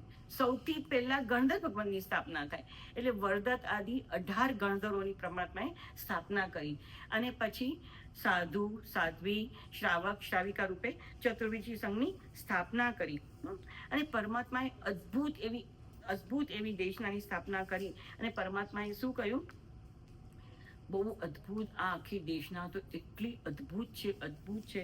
પરમાત્મા કહે છે જગતમાં ધર્મ એ કારણ વગરનો બંધુ છે, ધર્મ જગત વત્સલ છે, ધર્મ પીડાઓનો નાશ કરનાર છે. આ ભુવનમાં ક્ષેમંકર અર્થાત સૌની સાર સંભાળ કોણ રાખે છે, ધર્મ રાખે છે. તીર્થંકરોના પણ આયુષ્યની તો સમાપ્તિ થાય ને, એટલે એ લોકો કંઈ કાયમ રહેવાના નથી, પણ એમને સ્થાપેલો ધર્મ, એમને સ્થાપેલો સંઘ એ તો કાયમ રહેવાનું ને. એટલે આ ધર્મ જ તમારી સાર સંભાળ કરશે, ધર્મ જ તમને સહાય કરશે, ધર્મ જ તમારા સુખ દુઃખમાં તમારી પડખે ઊભો રહેશે. એટલે એવા આ ધર્મનું તમે અવશ્ય સેવન કરો અને આ ધર્મને તમે એનું પાલન કરો. પછી પરમાત્મા કહે છે કે સમ્યક્ત્વ એ ધર્મરૂપી કલ્પવૃક્ષનું બીજ છે. ધર્મનું બીજ શું છે? સમ્યક્ત્વ, સમ્યક દર્શન, બોધિ, બધા વિવિધ વિવિધ શબ્દો છે. આ જ બીજ છે અને આના વડે જ તમને શું મળવાનું? મોક્ષરૂપી ફળ મળવાનું. જો તમારે મોક્ષે જવું હોય, સંસારનો અંત લાવવો હોય, તો સમ્યક્ત્વ ઇઝ અ મસ્ટ. એટલે સમ્યક્ત્વ એ ધર્મરૂપી કલ્પવૃક્ષનું બીજ છે, દેટ ઇઝ ધ સીડ. પછી ધર્મનું પાલન કરવામાં યથાશક્તિ ઉદ્યમ કરવો, પુરુષાર્થ કરવો, એ ધર્મનું થડ છે. પુરુષાર્થ એ થડ છે. પુરુષાર્થ વગર કાંઈ ફળ મળવાનું નથી. It is not a guarantee, પણ તમે પુરુષાર્થ તો કરવો જ પડે. આપણે જોબ પર બી જઈએ તો પુરુષાર્થ કર્યા વગર કંઈ તમને મળવાનું છે? એટલે ઉદ્યમ કરવું એ ધર્મનું થર્ડ છે, that is the main thing, third. પછી સુપાત્ર દાન, અખંડ શીલ પાલન, યથાશક્તિ તપ અને શુભ ભાવ એ ધર્મની 4 શાખાઓ છે. 4 પ્રકારે ધર્મ પરમાત્માએ પ્રરૂપેલો છે. દાન, શીલ, તપ અને ભાવ, 4 પ્રકારે ધર્મ. એની 4 મુખ્ય ડાળાઓ છે, એટલે મેઇન બ્રાન્ચીસ, 4 મેઇન બ્રાન્ચીસ. અને પછી કોમળતા, અનુકંપા, આસ્તિક્યાદિ એટલે શ્રદ્ધા, ધર્મવૃક્ષના પાંદડાઓ છે. અને સિદ્ધાચલ, દૈવતાચલ આદિ તીર્થોની સેવા, જીન પૂજા, ગુરુ સેવન અને નમસ્કાર મહામંત્ર એ ધર્મવૃક્ષની અગ્ર શાખાઓના પુષ્પો છે. અને સ્વર્ગાદી સુખો તે ધર્મવૃક્ષના પુષ્પો છે. અને મોક્ષનું સુખ તે ધર્મનું ફળ છે, ધર્મવૃક્ષનું ફળ છે. એટલે આવો આ ધર્મ તમને મળ્યો છે કે જે ભવ્ય જીવો, તમે આ ધર્મનું સેવન કરો, પાલન કરો અને તમારા સંસારનો અંત લાવી દો. એટલે પ્રમાદનો ત્યાગ કરી અને આ ધર્મરૂપી કલ્પવૃક્ષનું તમે સેવન કરો. અને અનુક્રમે જે પુણ્યસાર રાજા, ક્યાંક એનું વર્ધક બી નામ આવે છે, એના 2 નામ છે. પુણ્યસાર, તુરંત જ સૌથી પહેલા પણ ઊભા થયા પુણ્યસાર રાજા. કેમ તરત જ ઊભા થયા? શું? ફર્સ્ટ ગંધર્વ. પણ એને આટલા લાંબા કાળથી પ્રભુની સેવા કરી હતી. કેટલા લાંબા કાળ, ગઈ 24ના 3જા તીર્થંકરથી એને પ્રભુ સાથે અનુસંધાન કરી દેલું અને પ્રભુની સેવા કરી. એટલે તુરંત જ ઊભા થઈ ગયા પુણ્યસાર રાજા અને સૌથી પ્રથમ એમને દીક્ષા ગ્રહણ કરી. એટલે પરમાત્માના પ્રથમ ગણધર, વર્ધકના તીર્થંકર. પછી the next in line is પ્રથમ ગણધર. પ્રથમ ગણધર આપણે ગૌતમ સ્વામી ઇઝ ધ પ્રથમ ગણધર. એટલે એમનું બહુ જ મહત્વનું સ્થાન છે, બહુ જ મહત્વનું એમનું સ્થાન. અને એ પણ શાસન પ્રભાવનામાં એવા જ નિમિત્ત બને છે, કારણ કે તીર્થંકર પ્રભુની દેશના પછી પ્રથમ ગણધરની દેશના હોય. એટલે પોતે ઊભા થયા અને વર્ધક નામે ગણધર મુખ્ય થયા. અને 18 ગણધરો હતા પરમાત્માના. પછી યક્ષિણી નામે રાજકન્યા, એની પરમાત્મા પાસે દીક્ષા ગ્રહણ કરી. એટલે એ સાધ્વીજીઓમાં પ્રવર્તિની પદને પામી. અને પછી દર્શાન, ભોજ, કૃષ્ણ, એમના ભાઈ બળભદ્ર, એ બધા મુખ્ય શ્રાવકો થયા અને એમની પત્નીઓ મુખ્ય શ્રાવિકાઓ થઈ. એટલે ચતુર્વિધ સંઘની સ્થાપના કરી પરમાત્માએ. હવે ચતુર્વિધ સંઘની સ્થાપના થઈ ગયા પછી પરમાત્મા સ્થાપના કરી પછી પરમાત્માના જ મુખે એમને અંબિકા દેવીનો પૂર્વ ભાવ પરમાત્માએ કહીને સંભળાવ્યો. એટલે પછી ઇન્દ્ર મહારાજા, અતિ ભક્તિવાળા ઇન્દ્ર મહારાજા અન્ય દેવતાઓના આગ્રહથી ઊભા થઈ અને તે અંબિકા દેવીને શ્રી નેમિનાથ પરમાત્માના શાસનના વિઘ્નોનો નાશ કરનારી શાસનની અધિષ્ઠાયિકા એવી અંબિકા દેવીની સ્થાપના કરી. એટલે અંબિકાને પરમાત્માના નેમિનાથ પ્રભુના અધિષ્ઠાયિકા દેવી તરીકેની સ્થાપના થઈ. બોલો કેટલું મહત્વનું પદ એને મળ્યું, કેટલું મહત્વનું, નેમિનાથ પરમાત્માની અધિષ્ઠાયિકા દેવી. અને પછી એની સ્થાપના કર્યા પછી ગોમેદ નામનો યક્ષ, એની પણ પૂર્વભાવમાં પરમાત્માની એના વચન પર ખૂબ એને શ્રદ્ધા હતી અને પ્રતિબોધ પામેલો. એને ગોમેદ યક્ષને યક્ષ તરીકે સ્થાપના કરી. હંમેશા દરેક તીર્થંકર પ્રભુના શાસનમાં ચતુર્વિધ સંઘની સ્થાપના થયા પછી યક્ષ અને એમના દેવ, અધિષ્ઠાયિક દેવ અને દેવી બંનેની સ્થાપના થાય. કયા આશયથી? કે આ તીર્થંકર પ્રભુના શાસનમાં જે વિઘ્નો આવે, જે તકલીફો આવે, તો આ યક્ષ યક્ષિણી જે હોય, દેવ દેવી, એ લોકો બધા એમના પરમાત્માના ભક્તોને સહાય કરે અને શાસનની રક્ષા કરે, લોકોને સહાય કરે, ધર્મની પ્રભાવના કરે અને પછી લોકો અને શાસનની રક્ષા કરે. એટલે એવા શુભ આશયથી આ એમની સ્થાપના થઈ. એટલે અંબિકા હતી એને ખાલી સુપાત્ર દાન એના પ્રભાવે, પણ ધર્મમાં અવિહળ શ્રદ્ધા હતી. ધર્મમાં અવિહળ શ્રદ્ધા હતી અને સત્કાર્યોમાં એ ક્યારેય પીછેહટ કરતી નહોતી. એવી આ સૌભાગ્યવંતી, એવી પુણ્યશાળી, એવી ધર્મનિષ્ઠ, એવી આ મહિમાવંત, એવી આ અંબિકા મા તરીકે એની સ્થાપના થઈ. આ અંબિકા મા એકદમ પરમ દયાળુ છે, પરમ દયાળુ છે, એકદમ જાગૃત છે. અને આ ગિરનાર તીર્થની અધિષ્ઠાયિકા પણ છે, ગિરનાર તીર્થની રક્ષક દેવી પણ છે. એટલે એવી આ મા અંબિકા સદા જાગૃત છે. જે કોઈ નિમિનાથ પ્રભુનું ધ્યાન ધરે અને એના માર્ગમાં જે કોઈ સંકટ વિકટ આવે એને આ મા અંબિકા આવીને સહાય કરે છે. એવી આ મા અંબિકા, એનું આ ભવ્યાતિ ભવ્ય એનું જીવન, કેવું સુંદર જીવન હતું. એટલે અંબિકા માને આપણે પ્રણામ વંદન કરીએ. હા, અંબિકા માત કી. એટલે આપણે ગુરુને લીધા, દેવને લીધા, દેવીને લીધી. હવે જિનાલય, ગિરનાર તીર્થ ઉપર આજે જિનાલય છે. આપણે દેવને લીધા, હવે આજે જિનાલય છે, એનો પણ બહુ ભવ્ય ઇતિહાસ છે. We are trying to take too many topics પણ વિલ કવર ઇટ. કે ગુરુ ભગવાનને સૌથી પહેલા કેમ લીધા? કેમ કે સંઘનું લીધું આપણે, અને ગુરુની નિષ્ઠામાં થયેલું હતું. અને ગુરુનું અદ્ભુત મહત્વ છે. ગુરુના માધ્યમથી જ તો આપણને આ બધું ઉઘાડ થાય છે. ગુરુ જ હાથ પકડીને તમને લઈ જાય, અને ગુરુ જ એકચ્યુઅલી દેવના દર્શન કરાવે. ગુરુ જો સાચા હોય, ગુરુ તમને માર્ગદર્શન આપે, તો જ તમને દેવના બરાબર દર્શન થાય. નહીં તો આપણને દેવની શું ખબર પડે? ભગવાન તો કાંઈ બોલતા નથી અત્યારે તો નિમિનાથ.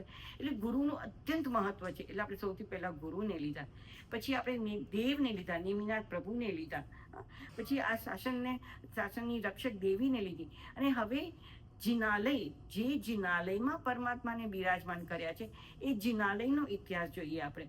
કારણ કે જિનબિંબ અને જિનાલય બંનેનું મહત્વ છે. જે જિનાલયમાં જિનબિંબની પ્રતિષ્ઠા થઈ હોય તો એ જિનાલયનું બી મહત્વ છે. આપણી પાસે કોહિનૂર હીરો હોય તો કે એમને એમ થોડી મુકાય. કોહિનૂર હીરાને વ્યવસ્થિત ડબ્બામાં મુકાય, રાઈટ? આપણે પણ ઘરમાં રહીએ તો વ્યવસ્થિત ઘરમાં રહીએ છીએ. એવી રીતે જિનબિંબની પણ સ્થાપના વ્યવસ્થિત જિનાલયમાં થવી જોઈએ. એટલે હવે આ જિનાલય, એનો પણ ઇતિહાસ અદ્ભુત છે, અદ્ભુત છે. એટલે આ જિનાલયનો ઇતિહાસ આપણે લઈએ. હા, હવે આચાર્ય છે હેમચંદ્ર સુરી મહારાજ સાહેબ, એમની નિષ્ઠામાં અને એમના ઉપદેશથી પાટણથી ગિરનાર અને શત્રુંજય મા તીર્થનો મોટો સંઘ નીકળ્યો. હવે આ મોટો સંઘ નીકળ્યો એટલે પેલા ગિરનાર ગયો, એટલે ગિરનારની બાજુમાં વંથલી, આજે એનું અપભ્રંશ થઈ ગયું છે, વંથલી. ગિરનારની નજીકનું ગામ કયું છે? વંથલી. અને ત્યાં શીતલનાથ દાદાની અદ્ભુત ભવ્યાતિભવ જિનાલય છે. એટલે વંથલી ગામે પહોંચ્યો. સંઘ નીકળે ત્યારે રોજ જ એ લોકો એપ્રોક્સિમેટલી 10-15 જેવી બધાની ક્ષમતા એટલા કિલોમીટર ચાલે, પછી કંઈ પડાવ નાખે, પછી ફરી આગળ ચાલે. એમ કરીને આવતા આ સંઘનો છેલ્લો પડાવ ક્યાં હતો? વંથલીમાં હતો. એટલે વંથલીમાં ગામની બહાર એ લોકોએ પડાવ નાખ્યો. હા, અને હવે પાટણના બધા લોકો હતા, એટલે આ બધા અત્યંત શ્રીમંત હતા, શ્રાવિકાઓ. એટલે બધા તો ઠાઠમાઠથી તૈયાર થઈને, સુંદર વસ્ત્રો અને આભૂષણોથી ઠાઠમાઠથી તૈયાર થઈ અને બધા પરમાત્માની પૂજા કરવા ગયા વંથલીમાં. એટલે આ બધું જોઈ અને એ વખતે આ સોરઠ દેશનો રાજા કોણ હતો? રાખેંગાર. આ રાખેંગારે બધા આ બધું જોયું અને એની દાનત પકડી. અરે, આટલા બધા શ્રીમંતો, આટલા બધા સુખી ઘરના બધા શ્રાવિકાઓ છે, આવું મોટો સંઘ છે, તો ચાલ આને લૂંટી લઉં, તો મારું પણ, એટલે મારા રાજભંડારને ભરી દઉં. એમ કરીને આવું દુષ્ટ વિચારીને આવ્યો રાખેંગારને. બોલ કે ભાઈ સંઘને લૂંટી. એટલે એવા દુષ્ટ આશયથી એને સંઘના લોકોને કહ્યું કે તમે હજી વધારે એક દિવસ રોકાઈ જાઓ. સંઘના લોકોને શું થયું કે રાજા અમારી ભક્તિ કરવા માંગે છે અને એનો આગ્રહ છે કે ભાઈ હજી અમે એક દિવસ વધારે રોકાઈ જઈએ. એટલે સંઘના અને ખૂબ આગ્રહ કરે છે, તમે હજી એક દિવસ અહીંયા રોકાઈ જાઓ. પણ એનો આશય શું હતો? અત્યંત દુષ્ટ હતો. આ દુષ્ટ આશયને હિસાબે ઘણીવાર ખૂબ ભાવથી કરેલું પુણ્ય કાં તો આવી દુર્બુદ્ધિથી કરેલું પાપ તુરંત જ ફળ આપતું હોય છે. એટલે આના પ્રતાપે બીજે જ દિવસે એના રાજકુટુંબમાં કોઈ મોટાનું મરણ થઈ ગયું, મૃત્યુ થઈ ગયું. એટલે કોઈ મોટા વડીલનું મૃત્યુ થઈ ગયું. એટલે આચાર્ય ભગવાન કયા હતા? હેમચંદ્ર આચાર્ય. એટલે હેમચંદ્ર આચાર્ય રાજ પરિવારમાં કોઈ મોટાનું, એટલે હેમચંદ્ર આચાર્ય એ બહાનાથી રાજમહેલમાં ગયા. પણ એ તો લબ્ધિવંત, કલિકાલ સર્વજ્ઞ, એમનું બિરુદ કયું છે? કલિકાલ સર્વજ્ઞ, સર્વજ્ઞ તુલ્ય. એટલે એ જાણી ગયા કે રાજાને આવો દુષ્ટ વિચાર આવ્યો એટલે આવું બન્યું. એટલે ગયા મહેલમાં અને પછી રાજાને પ્રતિબોધ પમાડે છે કે મહારાજા આવું દુષ્ટ વિચાર પણ ન કરાય તમારે, અને એને ઉપદેશ આપે છે અને નીતિના માર્ગે આગળ ચાલવા માટેની હિત શિક્ષા આપે છે અને કહે છે કે આવું કાર્ય ન કરાય. અને એમ કરીને પછી શંખ ત્યાંથી રવાના થઈ ગયો અને શત્રુંજય તરફ ગયો. હવે પાટણના જે રાજા હતા, જ્યાંથી સંઘ નીકળેલો, એ પાટણના જે રાજા સિદ્ધરાજ, એને ખબર પડી કે અરે આવો દુષ્ટ આ રાજા હતો, એટલે સોરઠ દેશનો રાજા, એટલે એને એના પર ચડાઈ કરી. પહેલાના કાળમાં તો થતું હતું એક રાજા બીજે, એટલે એને સોરઠ દેશના રાજા સિદ્ધરાજે એના પર ચડાઈ કરી અને પછી એને જીતી લીધો અને રાખેંગાને જીવતું પકડી લીધો અને પાંજરામાં પૂરી દીધો. અને એવું કહેવાય છે કે અંતે એની પાશવી લીલાનો અંત આવી ગયો, એટલે રાખેંગાર મૃત્યુ પામ્યો. પછી હવે એ અવસરે મહારાજા સિદ્ધરાજનો એક મંત્રી હતો, સજ્જન મંત્રી, અને એનો મુખ્યમંત્રી મહામંત્રી કોણ હતો? ઉદાયન મંત્રી, બહાર મંત્રી. એનો મહામંત્રી બહાર મંત્રી હતો, પણ આ સજ્જન એનો મંત્રી હતો. આ સજ્જન મંત્રી એક વખત ઉદીરાથી ખંભાત જતો હતો, એટલે he was on in his way of sum work, એટલે ઉદીરાથી ખંભાત જતો હતો. ત્યાં વચ્ચે સકરપુર નામે એક ગામમાં કોઈ ભાવસારને ત્યાં ઉતર્યો. એક ભાવસાર પરિવાર હતો, એને ત્યાં ઉતર્યો અને ભાવસારના પરિવારમાં ઉતર્યો એટલે નેચરલી ભાવસાર એની આગતા સ્વાગતા કરે, ભોજન પાણીનું વ્યૂ કરે. એટલે આ અંદર ગયો જાય તો એને કહ્યું કે આ ભાઈ કડાઈઓમાં બધા સોનામોરો કેમ પડેલા છે? તો પેલો ભાવસાર કે અરે આ તો કોલસા છે. તો કે ના, આ તો સોનામોરો છે. તો પેલો ભાવસાર કે આ તો બધા કોલસા છે, એટલે તમે આમ મૂકી રાખ્યા છે, અને તમને જો સોનામોરો લાગતી હોય તો તમે લઈ જાઓ.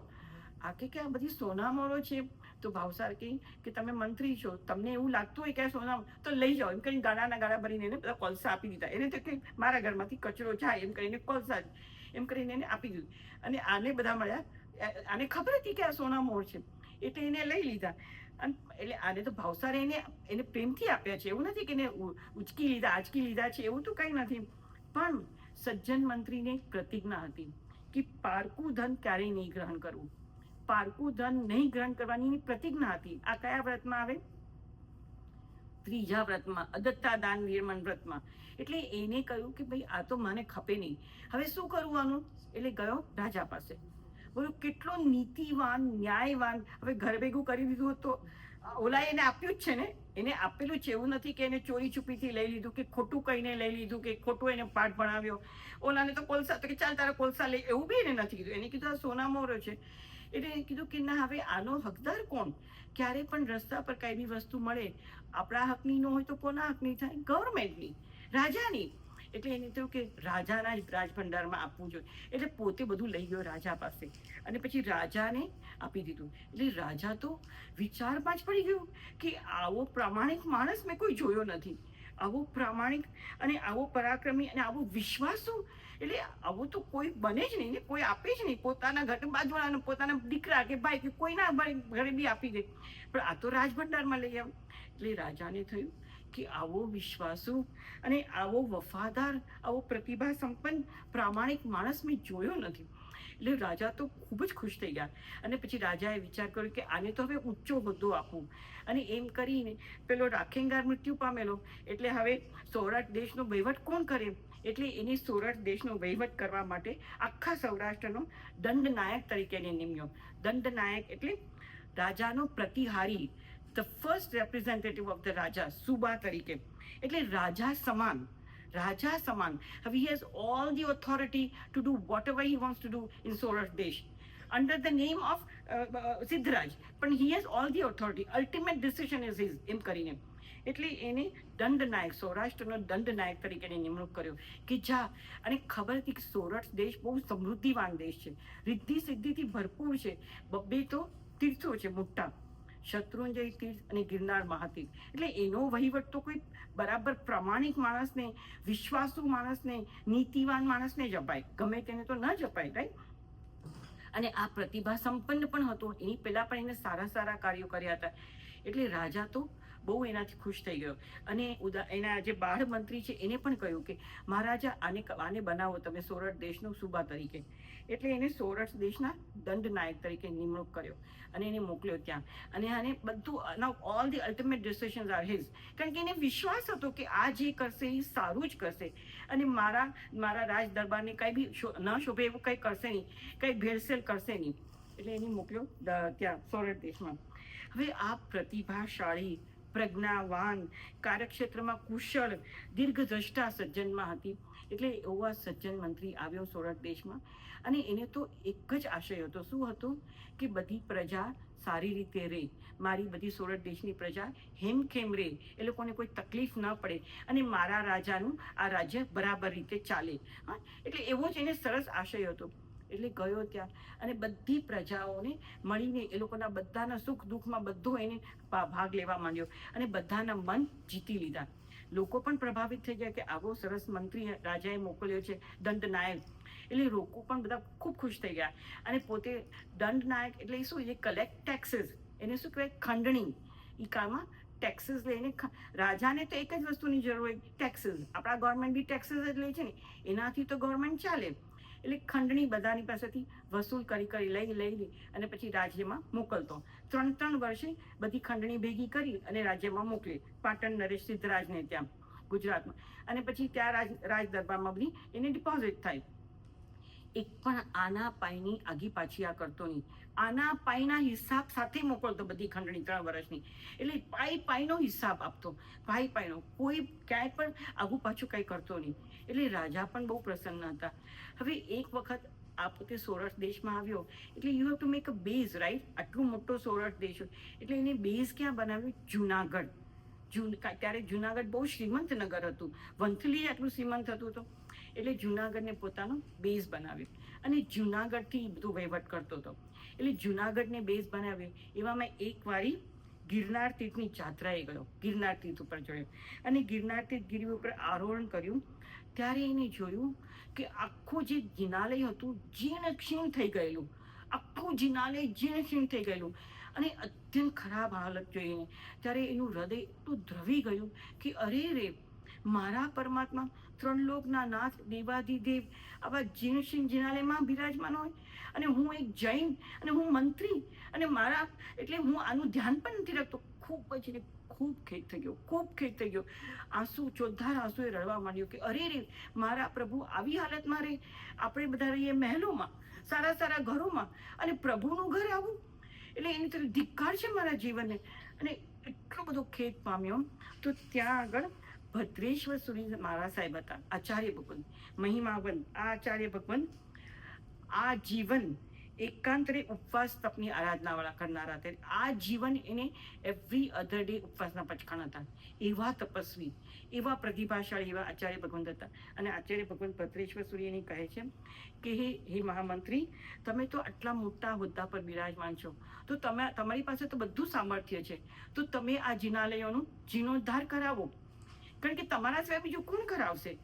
યુ નીડ સત્તા. પહેલા તો તમને સત્તા જોઈએ, પાવર જોઈએ, પૈસા જોઈએ, સૂઝબૂઝ જોઈએ, એવી પ્રતિભા જોઈએ, એવી આવડત જોઈએ, અને મેઇન થિંગ ઇઝ તમને એવી શ્રદ્ધા અને આશય જોઈએ કે ના, you have to have a passion two do it. મારી પાસે આ બધું હોય પણ મને ઈચ્છા જ ન હોય તો તેનો શું મતલબ? એટલે કે હે મંત્રી, તમારી પાસે તો સર્વસ્વ છે, તમે આ જિનાલયોનો જીર્ણોદ્ધાર કરાવો. એટલે એને આ વાત રૂચી ગઈ. આચાર્ય ભગવંતે પણ આશીર્વાદ આપ્યા, અને એને થયું કે બસ now, here and now, I don't want to wait for tomorrow. જ્યારે બી ધર્મના કોઈ બી કાર્ય કરવા હોય તો you have to do it here and now. કારણ કે કાલની કોને ખબર છે? એટલે મંત્રીને થયું કે હવે આ કામ તો મારે કરવું જ છે. મને આટલી મોટી સત્તા છે, અને મારા પરમાત્માના જિનાલયનો વિચાર છે ને, એટલે કે મારે તો કરવું જ છે આ. એટલે એને તુરંત જીર્ણોદ્ધારનું કામ શરૂ કરી દીધું. શુભ મુહૂર્તે જિનાલયનું કામ, જીર્ણોદ્ધારનું શરૂ કરી દીધું. અને એને બધા જગ્યાએથી બધા કારીગરોને બોલાવ્યા. હી put all the plans together, અને બધું એને નિર્માણ. અને આ જિનાલય, પહેલા જે જિનાલય હતું એ આખું કાષ્ટનું હતું, એટલે લાકડાનું હતું. એટલે એમ થયું કે હવે આવા લાકડાના જિનાલયો નહીં ચાલે. કારણ કે Girnar is the highest mountain in Saurashtra. સૌથી ઊંચામાં ઊંચો પર્વત ગુજરાતનો. એટલે માઉન્ટેન ટોપ પર હોય, આટલી હાઈટ પર હોય, તો you have the brutal forces of weather, of wind. Fierce, brutal winds are there, right? But the rainfall is also so heavy. But even the heat is very bad. એટલે tremendous extreme conditions of weather are prevalent over there. અને આવી extreme weather conditionsમાં the material has to be able to withstand all that. Right. એટલે એને કહ્યું કે હવે આ લાકડાના જિનાલય તો નહીં જ ચાલે, એટલે એને થયું કે પાષાણનું જિનાલય બંધાવું. એટલે એને ગ્રેનાઇટ, બોલો ક્યાંય પણ આપણને આખા ઇન્ડિયામાં ગ્રેનાઇટનું જિનાલય નહીં જોવા મળે, એટલે એને બ્લેક કલરનો ગ્રેનાઇટ માર્બલ અને એ મંગાવ્યો. અને એ હવે આવો ગ્રેનાઇટ ઇઝ સો હેવી, એટલે ગ્રેનાઇટ કેવી રીતે ઉપડાવ્યો હશે મને એમ થાય. આટલી હાઈટ સુધી ગ્રેનાઇટને ઉપડાવવું, પછી એની કોતરણીઓ કરવી, એનું બાંધકામ કરવું, એટલે what a job it must be, right. પણ એનો આશય શું હતો કે એવું જિનાલય બાંધવું કે હવે કાયમ રહે. આવા બધા વેધર પરમિશન, વેધરની it will not succumb to all these difficult weathers, very extreme weathers. એટલે એને ગ્રેનાઇટનો વિચાર આવ્યો. એટલે જ્યાં ત્યાંથી એને બધું બ્લેક ગ્રેનાઇટ માર્બલ બધું મંગાવ્યું, ગ્રેનાઇટ મંગાવ્યું, ઉપર બધું એકઠું કરાવડાવ્યું, અને પછી કુશળ કારીગરો પાસે ખૂબસૂરત કોતરણી વગેરે કરાવવાનું શરૂ કરી દીધું. અને એને પાછો રાજવહીવટ તો કરવાનો જ હતો. This was not the only job, this was, એને તો રાજવહીવટ કરવા માટે મોકલ્યો. એટલે આખા જે સોરઠ દેશના લોકો હોય એ લોકોનું બીજું જે કામકાજ હોય એ પણ એને કરવાનું હતું. અને એની સાથે સાથે એને જીર્ણોદ્ધારનું કામ શરૂ કર્યું. હવે પૈસા ક્યાંથી લાવવા? પહેલા તો પૈસા જ જોઈએ. પૈસા લાવવા ક્યાંથી? અને આમાં તો it was an expensive huge affair. ખૂબ જ દ્રવ્યનો ઉપયોગ થયો, કારણ કે આ બધી તમારે આમાં ગ્રેનાઇટ ઉપર લઈ જવો કારીગરો પાસે, પછી ત્યાં બધી કોતરણીઓ કરાવડાવી, બધું બનાવડાવવું. તો એને થયું કે મારી પાસે આ સોરઠ દેશની ખંડણી, જે ટેક્સ આવ્યો છે 3 વર્ષનો, 3 વર્ષની જે ખંડણી છે 72 લાખ દ્રમની રકમ એની પાસે હતી. તેને થયું અત્યારે આ બધી આમાં વાપરી લઉં, પછી હું સોરઠ દેશમાં ગામે ગામ ફરીશ અને બધા લોકોને વાત કરીશ તો બધા લોકો લખાવશે આ જીર્ણોદ્ધાર માટે. એટલે એને તો વિશ્વાસ હતો કે સોરઠ દેશની પ્રજા બહુ જ સમૃદ્ધિવાન છે અને શ્રદ્ધાવાન છે. એટલે હું જ્યાં ત્યાં જઈને કહીશ કે ભાઈ આ જીર્ણોદ્ધાર માટે લખાવ, તો લોકો આરામથી લખાવશે, આ પૈસા ભેગા થઈ જશે અને રાજાને મોકલી આપીશ. એટલે એનો પ્લાન તો સારો હતો. એનો આશય શું હતો કે એક પણ દિવસ મારે વિલંબ નથી કરવો, એક પણ દિવસનું વિલંબ નથી કરવું, પોસ્ટપોન નથી કરવું. પૈસા જેવી તુચ્છ વાત માટે મારે આ જીર્ણોદ્ધારનું કામ પોસ્ટપોન નથી કરવું. એની પાસે સમય પણ નહોતો, કારણ કે રોજ જીર્ણોદ્ધારનું કામ જોવે, રાજવહીવટનું કામ કરે.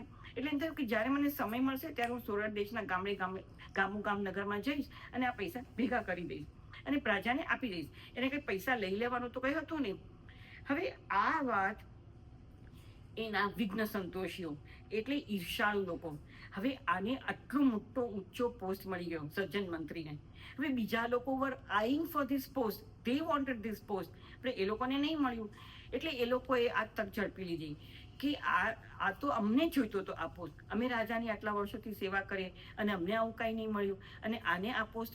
એટલે ઈર્ષાળુ લોકોએ જઈને રાજાની કાન ભંભેરણી કરી કાઢી. વિઘ્ન સંતોષીઓને શોધવા પડતા નથી હોતા. એટલે એ લોકો આ સત્કાર્ય હતું, રાઈટ, સર્વોત્તમ કાર્ય હતું. એ કરતા સજ્જન મંત્રીને વિશે ઉલટી સીધી વાતો કરી અને રાજાની કાન ભંભેરણી કરી. હવે રાજા વાજા ને વાંદરા એ લોકો તો કાચા કાન ના જોઈ, રાજાઓને તો કોઈ બી. એટલે એ લોકોએ જઈને શું વાત કરી રાજાને કે રાજાન, તમને 3 વર્ષની ખંડણી તો મળી નથી, એક કઈ પૈસો ભરાનો છે ખરું? એટલે રાજાએ પૂછ્યું ખજાનચીને, તો કે મહારાજા એમનું તો આવી જ જાય છે, પાઈનો હિસાબ આવી, તમે ચિંતા નહીં કરો. તો કે પણ એટલે ઓલા લોકો પણ પૂછો કે અત્યારે આવ્યું છે? તો કે ના, આ 3 વર્ષનું આવ્યું નથી, પણ આવી જશે. તો કે પણ આવ્યું છે? તો કે ના, આવ્યું નથી. એટલે ઓલા લોકો જોયું, અમે તમને કીધું ને નથી આવ્યું. અને કે એ તો પૈસા પોતે ખિસ્સામાં ભરી દેવાનો છે અને એને તો બધા પૈસા લઈ લીધા છે અને ગિરનાર પર્વતની ગુફાઓમાં છુપાડી દેવાનો છે, એટલે ત્યાં બધું કામ કરી રહ્યો છે. એટલે કે ગિરનાર પર્વતની ગુફામાં છુપાડી દે. અને આ તો વિશ્વાસઘાતી છે, તમે આનો વિશ્વાસ કર્યો, આવવાનો વિશ્વાસ કરાતો હશે અને આ તો તમારી વિરુદ્ધ જ બધું કાર્ય કરી રહ્યો છે. એટલે રાજાને થયું કે ખંડણી આવી નથી 3 વર્ષની, આને કોઈ મને સમાચાર મોકલ્યા નથી, એટલે નક્કી દાળમાં કંઈક કાળું હશે. એટલે રાજા પણ એકદમ ઉશ્કેરાઈ ગયા. હવે એમના જે મંત્રી હતા બહાર મંત્રી, એક સેકન્ડ, બહાર મંત્રી રાજાને સમજાવે છે કે મહારાજા આવું કંઈ નહીં હોય, કંઈક વિશેષ કાર્ય આવ્યું છે. તો કે એવું વિશેષ કયું કાર્ય આવ્યું કે એને મને ખંડણી નથી મોકલી? એટલે બહાર મંત્રી સમજાવવાની ટ્રાય, પણ રાજા હવે કાંઈ માનવા તૈયાર નથી કે ના, હવે નક્કી દાળમાં કંઈ કાળું છે અને આને મને એકે પૈસો મોકલાવે એટલે મારે જાતે જ જઈને જોવું છે. બહાર મંત્રીને આ ખબર પડી ગઈ એટલે તુરંત જ એને પવન વેગે એક સાંઢણી, એ ટાઈમમાં તો કંઈ ફેક્સ ને ટેલિફોન ને આ ને બધું કંઈ હતું ને, એટલે એને પવન વેગે એક સાંઢણી એટલે એક માણસને મોકલ્યો ઝડપભેર અને સજ્જન મંત્રીને કેવડાવી દીધું કે કાંઈક તારી વિરુદ્ધ કોઈ કે રાજાની કાન ભંભેણી કરી છે. એટલે આ સજ્જન મંત્રી જે હતા એ એકદમ વિચક્ષણ હતા, એકદમ વિચક્ષણ, કુશાગ્ર બુદ્ધિવાળા હતા, પ્રજ્ઞાવાન હતા. એટલે પામી ગયા કે નક્કી કોઈ કે મારા માટે આવું કાળું કાવતરું કર્યું છે અને રાજાને ખોટી વાત કરી છે. એટલે એને થયું કે પણ હવે હાઉ ટુ પ્રૂવ, એટલે એને થયું કે ના, હવે પૈસા તો ભેગા કરવા જ પડશે. એટલે તુરંત જ આ સજ્જન મંત્રી ક્યાં ગયા? જુનાગઢની બાજુમાં કયું ગામ છે આપણે પહેલા જોયું?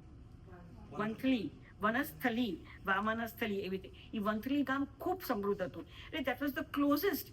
એટલે સજ્જન મંત્રી તુરંત જ ગયા ત્યાં વંથલી ગામે અને ત્યાં આખા મહાજનને ભેગું કર્યું.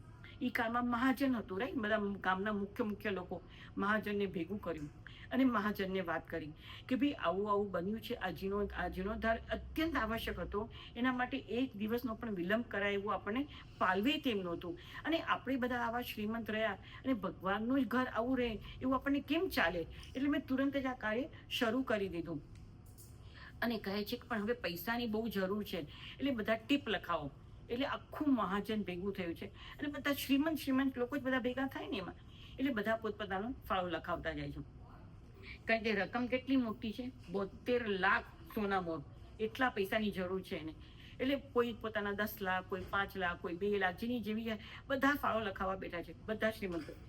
એવામાં એક માણસ લગર વગર,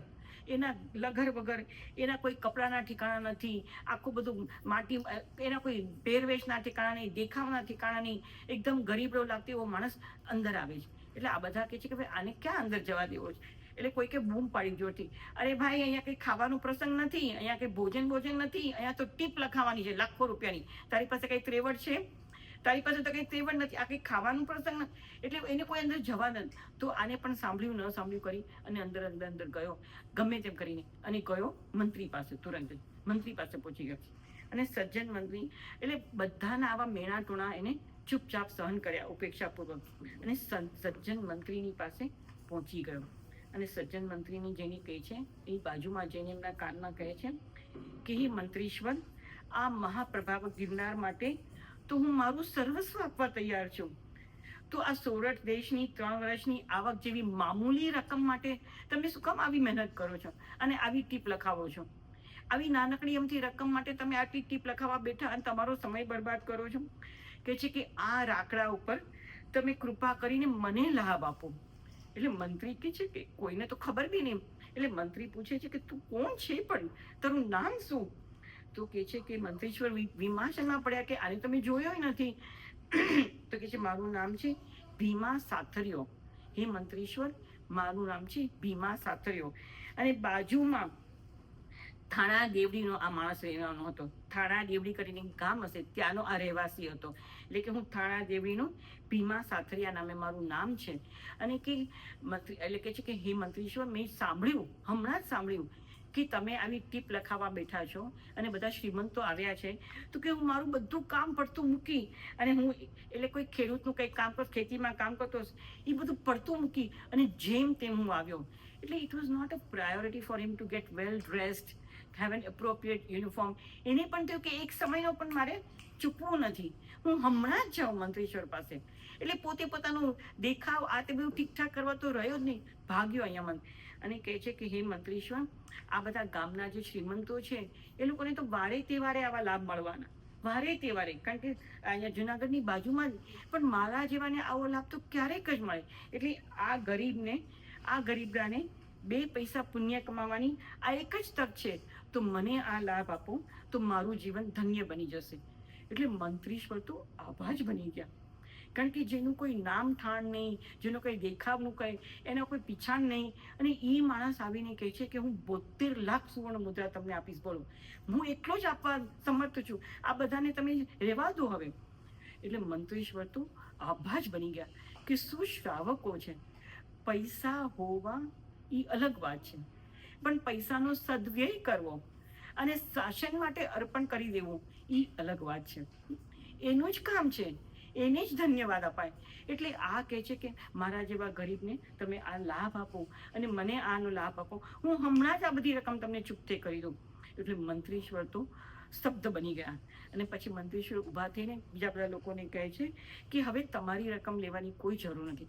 એક જ માણસ અહીંયા આવી ગયો છે અને એની જ રકમ, એનો આટલો બધો ભાવ છે, એની આટલી બધી શ્રદ્ધા છે અને આવો ભાગતો ભાગતો આવ્યો, એટલે કાંઈ પણ પડતું કામ બધું મૂકીને ભાગતો ભાગતો આવ્યો છે.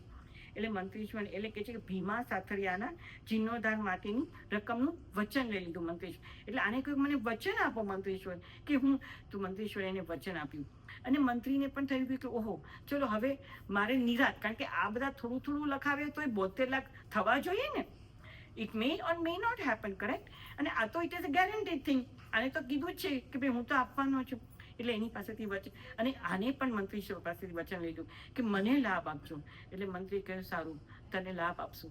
અને મંત્રીશ્વર તો હવે નિશ્ચિંતપણે ખૂબ જ નિરાશ થઈ ગઈ એમને કે ચલો હવે મારે પૈસાની કોઈ પ્રોબ્લેમ નથી. એટલે મંત્રીશ્વર નિશ્ચિંતપણે પાછા પોતે જુનાગઢ આવ્યા. અને આ ટાઈમમાં હવે પેલો જે રાજા હતો સિદ્ધરાજ જયસિંહ, એને તો પોતાના 12 મંત્રીને કહ્યું કે આપણે કાલે સવારે જ જઈએ. એટલે મંત્રી કહે છે કે આટલું બધું તમને ઉતાવળ મહારાજ? તો કે ના, મારે કાલે સવારે જ જવું છે અને મારે જાતે જ જઈને જોવું છે કે આ બધા મારા પૈસા ગયા ક્યાં, એને કર્યું શું. એટલે તુરંત જ બીજે દિવસે વહેલી સવારે, એ ટાઈમમાં તો કે ફ્લાઇટ્સ ને પ્લેન ને ટ્રેન ને એવું બધું તો કંઈ હતું નહીં, એટલે તુરંત જ મહારાજા અને પછી એના મંત્રી બંને જણા સાથે નીકળ્યા અને એ લોકો પહોંચ્યા જુનાગઢ. જુનાગઢ પહોંચ્યા એટલે બધા જુનાગઢના લોકોને સમાચાર મળે કે અમારા તો મહારાજા આવે છે. એટલે જુનાગઢ વાળાએ મોટું સામયું કાઢે રાજા આવે એટલે મોટું સામયું કાઢ્યું. અને એમાં સજ્જન મંત્રી પણ ગયા, હી ઇઝ હિઝ રેપ્રેઝેન્ટેટિવ, એટલે એ પણ ગયા. એટલે રાજા તો એની સામું પણ જોતા નથી અને આ મોઢું ફેરવી લીધું. એટલે સજ્જન મંત્રીને થયું કે નક્કી આ રાજાને મારી માટે કોઈએ એની કાન ભંભેરણી કરી છે. પછી રાજા પોતાના મહેલમાં આવ્યા એટલે પછી સજ્જન મંત્રી એમની પાસે ગયા કે મહારાજા આપને ક્ષેમ કુશળ છે ને, આપ છાતામાં છો ને? એટલે હવે ધ વોલ્કેનો ઇરપ્ટ્સ, એટલે કે તારા જેવા વિશ્વાસઘાતી માણસને મેં અહીંયા મૂક્યો તો શાની ક્ષેમ કુશળ હોય? એટલે મને કંઈ થોડી ક્ષેમ કુશળ હોય. How can I be fine when you are like trust, તને તમે ટ્રસ્ટવર્ધી માન્યો અને હવે you only misuse your position, your power.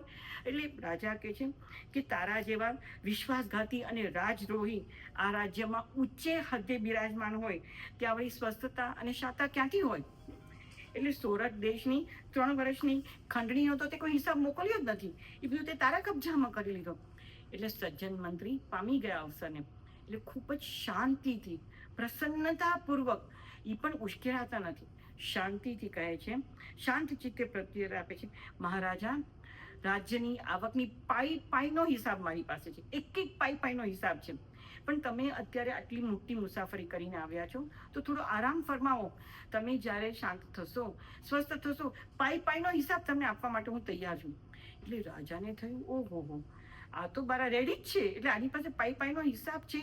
એટલે રાજા થોડા શાંત થયા અને પછી રાજા એના દ્રઢતાપૂર્વકના આવા નિર્ભય વચનો સાંભળી અને રાજા ઠંડાગાર થઈ ગયા.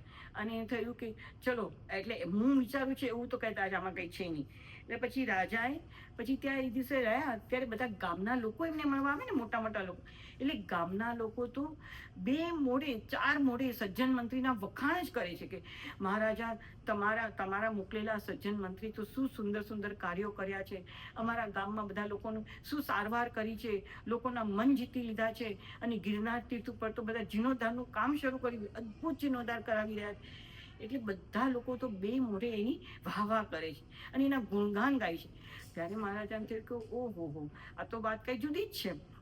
એટલે પછી મહારાજાએ અને પછી એને મંત્રીને બોલાવીને કહ્યું કે કાલે બધા લોકો ગિરનારની વાત કરે છે, એટલે કે કાલે સવારે જ આપણે સંકલ ગામની પાદરથી નીકળીને ગિરનાર તીર્થ ઉપર જાત્રા કરવા જશું. એટલે કે કાલે જ સવારે. એટલે સજ્જન મંત્રી રાજાનો આદેશ હોય એટલે પછી સજ્જને તો કંઈ ના પડવાની જ ન હોય. તો કે જી મહારાજ, જેવી આપની આજ્ઞા. એટલે બીજે દિવસે સવારે રાજા સજ્જન મંત્રી વિગે ઉપર ચડ્યા અને એના જે વિઘ્ન સંતોષીઓ હતો એ પણ ઉપર ચડ્યા. એને થયું કે હવે આપણે અહીંયા જ એનો ભાંડો ફોડશું, કારણ કે આ નક્કી અહીંયા જ કંઈક બધું ધન છુપાવી દીધું.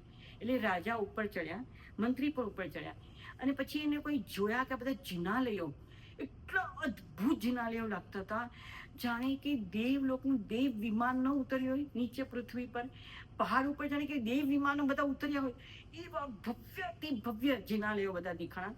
અને એની સુંદર સુંદર મોટી મોટી ધજાઓ, જાણે કે ધજાઓ તો આકાશને ચૂમવા માટે ના જતી હોય એવી ભવ્યાથી ભવ્ય જિનાલય જોઈ અને રાજા તો દિગ્મુગ્ધ બની ગયા કે શું વાત છે, આવા સુંદર જિનાલયો.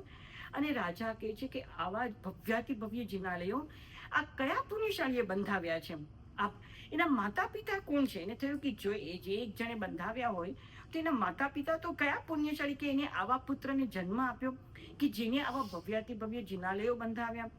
એટલે રાજા તો વખાણ જ કરે છે અને એકદમ મંત્રમુગ્ધ થઈ જાય છે કે આવા સુંદર જિનાલયો. અને જાણે કે પહાડમાં દેવમાન ઉતર્યું હોય એવી, અને સ્વર્ગલોકની સ્પર્ધા કરનારા, કે સ્વર્ગમાં પણ પ્રાય આવા જિનાલયો હશે એની સ્પર્ધા કરનારા આવા જિનાલયો. એટલે રાજા, એટલે હવે મંત્રીને સમય સૂચકતા હતી, મંત્રીમાં એક મોટો ગુણ હતો. એટલે રાજા આટલા વખાણ કરે છે અને કહે છે કે એ કોણ છે પુણ્યશાળી અને એના માતા પિતાનું નામ શું છે? એ તો મને કે તમે તો મંત્રી જોઈએ, તમને ખબર જ હશે. કે હા મને ખબર છે. તો કે જણાવ તો ખરું મંત્રી, એના માતા પિતાનું નામ શું છે? તો કે આપણને સાંભળવું છે. તો કે હા. એટલે કે છે કે એની માતા મીનળ દેવી અને પિતા કર્ણદેવ એનું નામ છે. માતાનું નામ મીનળ દેવી અને પિતાનું નામ કર્ણદેવ. એ પુણ્યવંતા માતા પિતાના પુત્ર એ બને. તો રાજા ઉશ્કેરા કે મંત્રી મજાક નહીં કરો, મેં તમને વળી કયા દિવસે આદેશ આપ્યો છે? મેં તમને વળી કયા દિવસે આ કામ કરવાનું કીધું છે? એટલે મારું નામ તમે ખાલી કે મારી ચાપલુસાઈ કરો છો, you buttering me up kind of. એટલે કે મેં તમને ક્યારે આ કામ કરવાનું કીધું છે? એટલે મંત્રી કહે છે કે મહારાજા તમે મારી વાત સાંભળો. આપણી ખંડણીના જે 72 લાખ સુવર્ણ મુદ્રાઓ આવી છે એ બધી મેં આ જિનાલયોના જીર્ણોદ્ધાર માટે વાપરી છે. એટલે આપણું જ કહેવાય ને, તમારું જ કહેવાય ને. તમારી રકમ મેં અહીંયા વાપરી, આપને પૂછ્યું નથી. પણ મને થયું કે આવું સત્કાર્ય કરવા માટે પૂછવાની ક્યાં જરૂર? અને છતાં પણ હે મહારાજા, જો તમને અહીંયા ન વાપરવા હોય આ પૈસા, તો વંથલી ગામનો એક જ શ્રાવક એવો શ્રીમંત છે અને એવો શ્રદ્ધાળુ છે કે એ હમણાં જ પાઈ આપવા માટે તૈયાર છે. એ તો રેડી જ છે. એટલે એ તો શ્રાવક રાહ જોઈને બેઠો છે, કારણ કે મંત્રીએ કહ્યું કે હું તને કેવડાવું પછી તું પૈસા મોકલજે. એટલે એને કહ્યું કે મહારાજા એ તો તૈયાર જ છે, ઉત્સુકતાથી મારા જવાબની રાહ જોઈને બેઠો છે કે ક્યારે મને મંત્રી સંદેશો મોકલે અને હું આ 72 લાખ ધર્મ મંત્રીને પહોંચતા કરું. એટલે કે તમારે ન લેવું હોય તો એ તો તૈયાર જ છે, પણ તમારે જો આ સત્કાર્યનો લાભ લેવો હોય. અને પછી મંત્રી શું કહે છે કે તમારે જો જીર્ણોદ્ધારનો ઉત્કૃષ્ટ લાભ લેવો હોય અને આત્મભંડારમાં પુણ્ય જમા કરવાની તમારી તૈયારી હોય તો આ વિકલ્પ તમારી માટે છૂટો છે કે યુ આર ધ રાજા. એટલે તમને તો ફર્સ્ટ પ્રેફરન્સ આપવો પડે. We have to give you the first option. તમે ના પાડશો તો ઓલો તો તૈયાર જ છે. એટલે you have the first chance. એટલે કે તમારે આ મામૂલી રકમ રાજ્ય ભંડારમાં ભરવી છે કે અદ્ભુત એવા પુણ્ય બાંધી અને આત્મભંડારને ભરવો છે? રાજ્ય ભંડાર ભરવો છે કે આત્મભંડાર ભરવો છે? તમે નક્કી કરો. એટલે મહારાજાને થયું કે વળી આવા પૈસાની સામે શું જોવું, આવો લાભ મને ક્યાંથી મળે? અનંત આનંદ ભવ નીકળી જાય ત્યારે આવો લાભ તમને મળે. કે સમજો કે જિનાલય અને જીર્ણોદ્ધારની જરૂર જ ન હોત તો આપણે લાભ ક્યાંથી મળે? એટલે રાજા પણ વિચક્ષણ હતો. એટલે રાજાએ કહ્યું, ઓહો મંત્રીશ્વર, તમે તો મને ધન્ય કરી દીધો. આવો લાભ તમે મને આપ્યો. અને સમજો કે પહેલેથી જ ઓલાની રકમ લઈ લીધી હોત તો તેમને લાભ ન જ મળે જ ને. એટલે કે મંત્રીશ્વર, તમે સાચા મંત્રી છો, તમે સાચા વફાદાર મંત્રી છો અને તમે સાચા મારા હિતેચ્છુ છો કે તમે મને આવો મહાન લાભ આપ્યો. એટલે કે મંત્રીશ્વર, હવે એ વાત પણ નહીં કરતા રકમની, આ લાભ તમે મને આપી દો. એટલે કે છે કે તમારા પિતાનું નામ અમર રહે એની માટે મેં આ કાર્ય કર્યું છે. એટલે હવે આજથી આ જિનાલયનું નામ કર્ણવિહાર પ્રાસાદ. એના પિતાનું નામ શું હતું? કર્ણદેવ. એટલે કર્ણવિહાર પ્રાસાદ અજનાલયનું નામ પડ્યું ત્યાંથી. અને આ સજ્જન મંત્રીએ જે મારા સિદ્ધરાજ જયસિંહના પિતાનું નામ હતું કર્ણદેવ, એટલે કર્ણ પ્રાસાદ તરીકે એનું નામ છપાયું. અને આજ સુધી તમે એ જિનાલયનું, હમણાં જ એ જિનાલયની ધજા ગઈ મે 12ના કયો પૂનમના દિવસે, તો એ ધજા ગઈ વૈશાખ સુદ પૂનમના સોમવારે એની પૂજા ધજા હતી 896 ધજા, 896 વર્ષ પહેલાની આ જિનાલય છે, 896 ધજા હતી. ત્યારે મને ઇન્વિટેશન આવેલું ધજાનું આરોહણ એટલે બહુ મોટો દિવસ કહેવાય. તો એમાં એ લોકો શું લખે, કર્ણ વિહાર પ્રાસાદની 896મી ધજાનો મહોત્સવ છે. કર્ણ વિહાર પ્રાસાદના જિનાલયની 896 ધજાનો દિવસ છે, વૈશાખ સુદ પૂનમના દિવસે. એટલે એવું એના પિતાનું નામ અમર થઈ ગયું. એમ કહેવાનું શું, સજ્જન મંત્રીએ કહ્યું કે તમારા પિતાનું નામ આપણે લખીએ અહીંયા તો તમારા પિતાનું નામ અમર થઈ જશે, અને આ બધો લાભ એ લોકોને જ મળ્યો ને, એમ રાજ પરિવારને. એટલે તુરંત જ રાજાએ હા પાડી દીધી, અને રાજાએ કહ્યું કે ના હે મંત્રીશ્રી, હવે આ વાત ફરી વાર કરતા નહીં, અને તમારો ખૂબ ખૂબ આભાર કે તમે આવું સુંદર કાર્ય કર્યું, અને કાર્ય તો આખું તમે કર્યું, યશ મને આપ્યું. મંત્રીએ શું કર્યું, આખું આવું દુષ્કર કાર્ય, આવું દુષ્કર મુશ્કેલીભર્યું કાર્ય પોતે કર્યું, અને યશ કોને આપ્યું, રાજાને આપ્યું. નામ કોનું અમર થઈ ગયું, રાજાનું થઈ ગયું. એટલે કે તમે યશ તો બધું મને આપ્યો, એટલે હે મંત્રીશ્વર, હું તમારો ખૂબ આભારી છું, અને તમારી બુદ્ધિ, તમારી કાર્ય પદ્ધતિ, તમારી વફાદારી, એના માટે તો મને ભારોભાર બહુમાન ભાવ છે. અને તમારા માટે મેં જે શંકા કુશંકા કરી એને માટે હું ક્ષમા માંગુ છું. આજે તો હું ખરેખર ધન્ય બની ગયો. એટલે શું આ મંત્રીની હિંમત, પેલા તો હિંમત રાઈટ, એની બહાદુરી, પછી એની દૂરદર્શિતા, એની પ્રતિભા સંપન્ન વ્યક્તિત્વ, અને એનો આવો અદ્ભુત સંકલ્પ કે ભાઈ ધર્મ કાર્યમાં મારે એક દિવસનો પણ વિલંબ કરવો નથી. જોઈ તો he can go to Junagadh, અને ત્યાં પાટણ જઈ રાજાને વાત કરે, રાજા હા પાડે, પછી આવીને કાર્ય શરૂ કરે, એવું કરી શકે, પણ એને ક્યાંય વિલંબ કરવો નહોતો. એને વિલંબ જ નહોતો કરવો. એને થયું કે ના, ધર્મ કાર્યમાં મારે એક દિવસનો પણ વિલંબ નથી કરવો. મારા પરમાત્માનું જે જિનાલય છે એ તરત જ બંધાઈ જાય, તુરંત જ. કલ કરે સો આજ કરે, આજ કરે સો અબ, એવી રીતે હિયર એન્ડ નાઉ, અને એને વિશ્વાસ પણ હતો કે હું કાર્ય એટલું સરસ કરીશ કે બધા જ મંત્રમુગ્ધ થઈ જશે, અને લોકો દાન આપવા માટે, લાભ લેવા માટે પડાપડી કરશે. એને કાર્ય જ એટલું સરસ કર્યું. આખા ભારતભરમાં ક્યાંય આવું જિનાલય નથી જે બ્લેક ગ્રેનાઇટથી બનેલું હોય. આખું જિનાલય બ્લેક ગ્રેનાઇટથી બનાવેલું છે, ભવ્યાતિ ભવ્ય, અત્યંત સુંદર, અત્યંત મનોહર, અને it can now withstand all the forces of nature, weather, એટલે એવું સુંદર જિનાલય એને બનાવ્યું આ મંત્રીએ. આજ સુધી અત્યારે એવું ને એવું છે. એટલે એનો આશય પણ શુદ્ધ હતો, એનું કાર્ય પણ બહુ અત્યંત વિશુદ્ધ હતું, અને એને પછી એનું ફળ પણ એવું મળ્યું, રાઈટ, કે રાજા આટલા બધા ખુશ થઈ ગયા. હવે આ તરફથી મંત્રીને રાજાએ કહ્યું, એટલે રાજાની તો વાત માન્ય જ રાખવી પડે. એટલે મંત્રીશ્વર તરફથી કોઈ પણ વાતનો સંદેશો આવ્યો નહીં. કોની માટે? વેરી ગુડ, ભીમા સાથરિયા માટે. એટલે ભીમા સાથરિયા તો રાહ જોઈને બેઠો છે કે ક્યારે મને મંત્રી જવાબ મોકલે પૈસા માંગ. એટલે એને તેના ઘરના બધાને બેસાડી દીધા પૈસા ગણવા માટે, ગાળાઓના ગાળો ભરી રાખ્યા. 72 લાખ સુવર્ણ મુદ્રા, એટલે ગાળાઓના ગાળા બધા ભરી કાઢે કે હમણાં મંત્રીનો સંદેશો આવશે અને હું હમણાં મારા પૈસા મોકલું. પણ મંત્રીનો તો કોઈ સંદેશો આવ્યો જ નહીં. એટલે અને મંત્રીને આવે કંઈ જરૂર નહોતી. એટલે આ ભીમો સાથરિયો ખૂબ ઉતાવળો થઈ ગયો, અને એને તો બેચેન થઈ ગયો કે અરે રે, કે પુણ્યનો અમૃત કુંભનો મોટો પ્યાલો મારા મોઢા સુધી આવ્યો અને જૂટવાઈ ગયો. એમ કે મને આવો મોટો લાભ મળવાનો તો એ જતો રહ્યો. અરે રે, શું મારું દુર્ભાગ્ય ઉદયમાં આવ્યું. એટલે ભીમો સાથરિયો ઉડતા એકદમ ભાગતા આવ્યો મંત્રી પાસે, અને મંત્રી પાસે આવ્યો અને પૂછ્યું કે તમે કોઈ સમાચાર કેમ નહીં મને મોકલ્યા રકમ માટે. ત્યારે સજ્જને હકીકત બધી જણાવી ભીમાને કે ભાઈ આ તો રાજાને મેં વાત કરી, અને રાજા જ્યારે રાજી હોય અને રાજાને લાભ લેવો હોય પછી બીજા કોઈને લાભ અપાય પણ નહીં. એટલે હે ભીમા, હવે તું આ માંડી વાળ.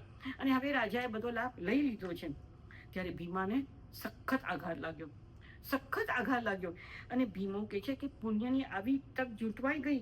એટલે એ તો બે ક્ષણ તો અભો જ બની ગઈ, બોલી જ નહીં શક્યો. પણ પછી સ્વસ્થતા પ્રાપ્ત કરીને કહે છે કે હે મંત્રીશ્વર, જીર્ણોદ્વારના દાન માટે જે રકમ મેં ખાલી કલ્પનાથી આપી છે એ રકમ હવે મારે ન લેવાય. બોલો, ખાલી મનથી આપેલું દાન, હવે એ પૈસા પર મારો કોઈ હક જ નથી. હવે એ પૈસા હું ઘરે નથી લઈ જવાનો. બધા ગાળાઓના ગાળાઓ પૈસા અહીંયા લઈ આવ્યો અને કે હવે આ તો તમારે જે કરવું હોય કર. પણ મંત્રી કે મારે જરૂર નથી, આ જીર્ણોદ્વારની બધી રકમ તો આવી ગઈ છે રાજા પાસેથી, હવે આ પૈસાનું હું શું કરું? તો કે તમારે જે કરવું હોય એ કરો, તમે તો મંત્રી છો, આ પૈસા હું મારા ઘરે લઈ જવાનો નથી. બોલું કેવા શ્રાવકો, મને એમ થાય કેવા શ્રાવકો, અને કેવો એનો ઔદાર્ય ગુણ, કેવો ઔદાર્ય ગુણ, જેનરોસિટી. I mean, he set the bar so high that there is no limit to it.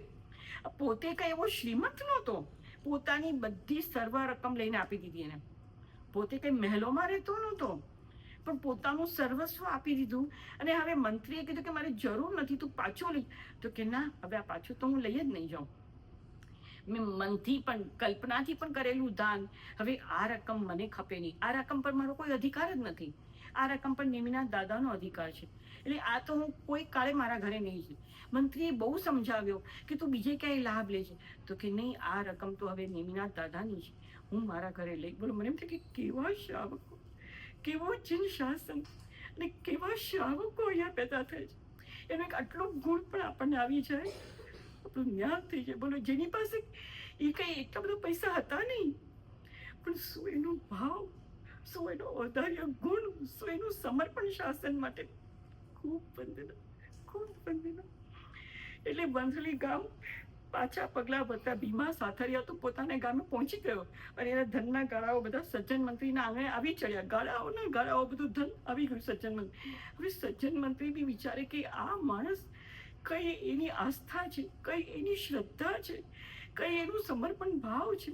એટલે મંત્રીએ, સજ્જન મંત્રી બહુ વિચક્ષણ, બુદ્ધિશાળી હતા. એટલે એને થયું કે ચાલ, આનું નામ અમર રહે એવું હું કંઈક કરું. એટલે એ જે પહેલી ટૂંક છે એમાં મેરક વસીની ટૂંક આખી બનાવી, એમાં એના નામનું જિનાલય બંધાવ્યું, એના નામનું ભવ્ય જિનાલય બંધાવ્યું ભીમા સાથરિયાનું. અને એનું નામ અમર રહે. થોડા પૈસા વધ્યા હશે, એમાંથી ભીમા સાથરિયાની ચિરકાલીન સ્મૃતિ અર્થે શિખરોના જિનાલયની સમીપ ભીમકુંડ નામનું એક વિશાળ કુંડ બનાવ્યું. ભીમકુંડ આજે પણ છે. ભીમકુંડ એટલે એવું મોટું ભીમકુંડ, એ ભીમા સાથરિયાની એની સ્મૃતિમાં, કે એનું નામ અમર રહે એવા ભીમા સાથરિયાની સ્મૃતિમાં ભીમકુંડ બનાવ્યું. અને મેરક વસીની ટૂંક, અને એમાં એનું એ બધા પૈસા જિનાલયમાં વાપર્યા, એના નામના જિનાલયમાં વાપર્યા. એવું કહેવાય છે કે મેરક વસીની ટૂંક અદ્ભુત છે, અદ્ભુત 52 જિનાલયો છે. અને એની ધજા, એવું કહેવાય છે કે દાદાની ધજા જેટલી ઊંચી છે, એટલી મોટી. એવું ભવ્યાતિ ભવ્ય જિનાલય, એનું નિર્માણ આ મંત્રીએ કર્યું ભીમા સાથરિયાના પૈસા. બોલો કેવા શ્રાવક હોય છે. એક ભીમો કુંડળીયો હતો. ગિરિરાજની જ્યારે એનું જીર્ણોદ્ધાર થવાનું હતું ત્યારે બહાર મંત્રી બેઠેલા, અને ભીમો કુંડળીયો આવ્યો. બધાને કથા તો ખબર જ છે ને ભીમા કુંડળિયાની. પોતે ઘીનો વ્યાપાર કરતો હતો, અને એ દિવસે એને 2-5 પૈસા, 2-5 કોળી મળેલી, એ લઈને થોડાથી પરમાત્માની પુષ્પ પૂજા કરી, અને બીજા લઈને આવીને બધા એને લખાવી દીધા. તો બહાર મંત્રી સૌથી પહેલું એનું નામ લખ્યું, કે આને પોતાનું સર્વસ્વ આપી દીધું. એવો આ ભીમા સાથરિયા. બોલો, આ ગિરનાર તીર્થ માટે લોકોએ કેવા કેવા બલિદાનો આપ્યા છે, લોકોએ કેવું કેવું યોગદાન આપ્યું છે આ તીર્થ માટે. એટલે એવા અદ્ભુત આ ભીમા સાથરિયાની અને સજ્જન મંત્રીની કથા. કાર્ય કર્યું સજ્જન મંત્રીએ, પણ યશ કોને આપ્યો? મહારાજા સિદ્ધરાજને. એટલે આ બહાર મંત્રીનું બુદ્ધિ ચાતુર્ય, એનું શાસન પ્રેમ, તીર્થ પ્રેમ, તીર્થ રક્ષા, એને માટેનો આવો અવિહળ રાગ. આ બહાર મંત્રીની હિંમત, બહાદુરી, દૂરદર્શિતા, હી વોઝ સો ફાર સાઇટેડ. એને થયું કે એવું જિનાલય બંધાવું કે હવે આ ક્યારેય જીર્ણ થાય જ નહીં, ક્યારે બી કોઈને એની પછી ચિંતા જ કરવી ન પડે. એટલે દૂરદર્શિતા, સમય સૂચકતા, અવસરે બોલવાની આવડત. You strike when the iron is hot, you strike when the iron is hot, that is an English proverb, right? એટલે રાજા આવ્યા ત્યારે ને ત્યારે બધી વાત કરવા નથી મન બેસી ગયો. એને ખબર હતી, he knew what was happening behind his back. He knew that people have told something against him. કાંઈ બોલતા નથી. જેવા ગિરનાર મહાતીર્થ ચડ્યા, આ ભવ્યાતિ ભવ્ય જિનાલયો જોયા, રાજા એના ખૂબ વખાણ કર્યા, રાજાને ખૂબ ગમી ગયું, ત્યારે વાત કરે છે. બોલો, ત્યાં સુધી કાંઈ બોલતા નથી. અને મને એમ થાય છે કે રાજાને ઉપર લઈ ગયા તો એ ગિરનાર તીર્થના વાતાવરણના, પવિત્ર વાતાવરણ જ એવા હશે, ત્યાં જ લોકોને દાન આપવાનું મન થઈ જતું હશે. જો રાજાને પાટણ જઈને વાત કરી હોત તો કદાચ રાજા ન પણ માને. રાજા આવ્યા ત્યારે બી વાત કરી, પણ રાજાને ગિરનાર ઉપર લઈ ગયા અને એને જોયા પોતાની આંખે કે આને કયું સુંદર કાર્ય કર્યું છે. એટલે તો રાજાએ એને હા પડી, રાઈટ. એટલે ગિરનાર તીર્થના એના આંદોલનો પણ એવા હશે કે આંદોલનોને પામીને પણ રાજાનું મન પલટાઈ ગયું. એટલે આ સજ્જન મંત્રી પ્રતિભા સંપન્ન હતા, પ્રામાણિક હતા, વિશ્વાસુ હતા, બુદ્ધિના ભંડાર હતા, વિચક્ષણ હતા, બુદ્ધિ, ચાતુર્ય અને વફાદારી એ પણ એમના ગુણો હતા. પણ સૌથી મોટો ગુણ કયો હતો? તીર્થનો પ્રેમ, તીર્થની રક્ષા, તીર્થનો ઉત્કર્ષ એ કરવાની એની જે ભાવના હતી. આ બધા ગુણો હોય પણ તીર્થનો રાગ જ ન હોય તો, તીર્થ પ્રેમ જ ન હોય તો શું કામનું? એટલે એનામાં રહેલો આ તીર્થ પ્રેમ, તીર્થ રક્ષા, તીર્થના ઉત્કર્ષની તીવ્ર ભાવના, ધર્મ કાર્ય માટે એનું આવું વફાદારીપણું અને શાસનના કાર્ય માટે એક પણ દિવસનો વિલંબ ન કરવો, એવું કાર્ય. એટલે આ કાર્ય તેને કર્યું અને અંતે એને યશ તો રાજાને આપ્યું. એટલે એમાં કોઈ સ્વાર્થ નહોતો. મારું કહેવાનું શું છે? નિસ્વાર્થ ભાવે એને આ કાર્ય કર્યું, શાસન માટે, શાસનના ઉત્કર્ષ માટે, શાસનના પ્રેમને કારણે નિસ્વાર્થ ભાવે કરેલું આ એનું કાર્ય. એવા આ સજ્જન મંત્રી. એટલે આપણા જૈનો જો ઊંચા ઊંચા હોદ્દે બેઠેલા હોય તો એ લોકો કેવા સુંદર કાર્યો કરી શકે એમ, એવા આ સજ્જન મંત્રી. અને આ ભીમા સાથરિયા, એની તો વાત જ કરવા જેવી નથી. He was a no name man, કોઈનું નામ નિશાન કોઈને ખબર પણ નહીં. બધા શ્રીમંતો ભેગા થયા ત્યારે બધાને થયું કે વળી આ ચિત્રેહાર માણસ અહીંયા શું કામ આવ્યો? અંદર એને કોઈ જવાય દેતા નથી કે આ ચિત્રેહાર લગર વગર માણસ, હવે એને અંદર શું છે ને કામ છે? એટલે એની કહે છે કે તું મંત્રીશ્વરનો ટાઈમ નહીં બગાડ, અત્યારે અમારો બહુ ક્રિટિકલ ટાઈમ છે, અમારે પૈસા ભેગા કરવાના, તારામાં કંઈ ક્રેવડ છે તો તું શું કામ તેને ટાઈમ બગાડે? બોલો, હવે લોકો એને આવા મેનાટોળા મારે છે તો પણ એ કાંઈ એની ઉપેક્ષા કરી, સાંભળ્યું ન સાંભળ્યું કરી અને મંત્રી પાસે દોડ્યો. એનો પણ કયો ભાવ હતો કે મંત્રીશ્વરને હું મારું સર્વસ્વ અર્પણ કરું અને મંત્રીને દુઃખ ન, એટલે મંત્રીશ્વરે આવા ફાંફા ન મારવા પડે. આ તો રાજ ભંડારનો પ્રશ્ન છે, રાઈટ? રાજાના ભંડારનો પ્રશ્ન છે. અને મંત્રીશ્વર ઉપર ખોટી આંચ આવે, લોકો ખોટા મંત્રી ઉપર ફિંગર પોઇન્ટિંગ કરે તો અમારા જેવા શ્રાવકો અહીંયા હોય તો શું કામના? અમારું ધન બી શું કામનું? બોલો. હવે એની પણ કેવી ઉચ્ચ કોટીની ભાવના કે ના, મારું ધન ધર્મ કાર્યમાં કામ નહીં લાગે તો ક્યારેક શામાં કામ લાગશે? એટલે આનું તો મારે કોઈ પ્રયોજન નથી એમ. એટલે આ ભીમા સાથરિયાનું ઔદાર્ય ગુણ, એની સાથે એનું સાદગી, સિમ્પ્લિસિટી. બોલો, એની કેટલી સાદગી હતી. કોઈ શો ઓફ નહીં, કોઈ ઠાઠમાટ નહીં, કોઈ મોટી વાતો નહીં કે બધા શ્રીમંતોને કહો જો હવે મેં તમને કેવા બેસાડી દે, એવું કાંઈ નહીં. બોલો, કાંઈ એની કોઈ વાહવા નહીં. એટલે એની સિમ્પ્લિસિટી. અને ગિરનાર તીર્થ માટે પોતાનું સર્વસ્વ આપવા તૈયાર થયા. શાસ્ત્રકાર શું કહે છે? કટોકટીના સમયે આપેલું દાન એ જ સર્વશ્રેષ્ઠ દાન છે. In the time of crisis he gave everything that he had and everything that the શાસન needed he gave up, કે શાસનની જેટલી જરૂરિયાત હતી એટલું બધું એને આપી દીધું શાસન માટે કટોકટીના સમયમાં. એટલે આ જ ખરું દાન કહેવાય.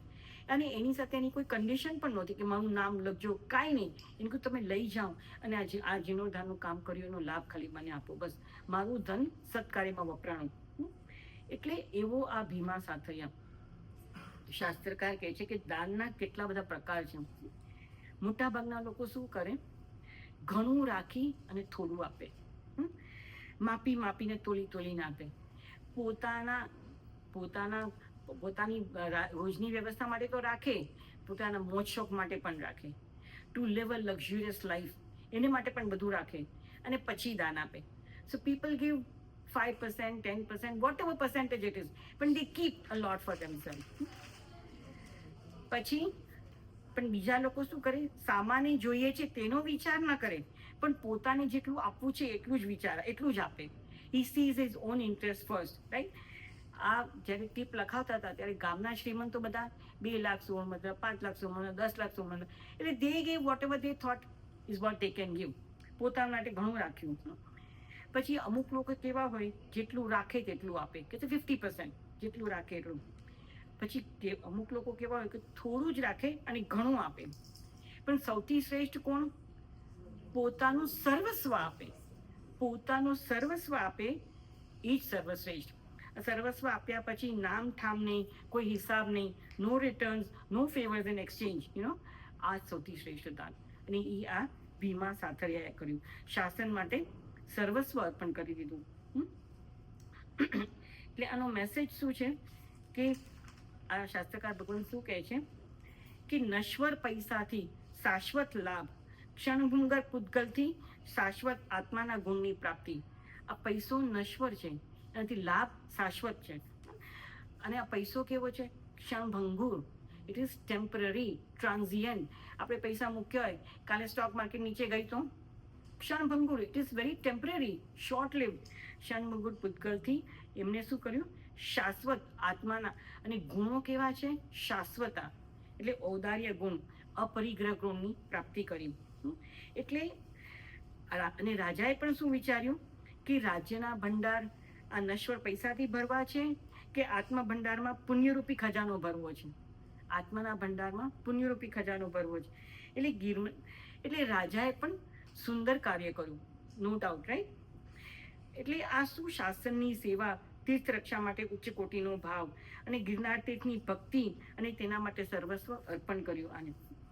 એટલે આવી જાજલ્યમાન, ગૌરવશાળી, પ્રતિભા સંપન્ન વ્યક્તિઓ આપણને મળી છે.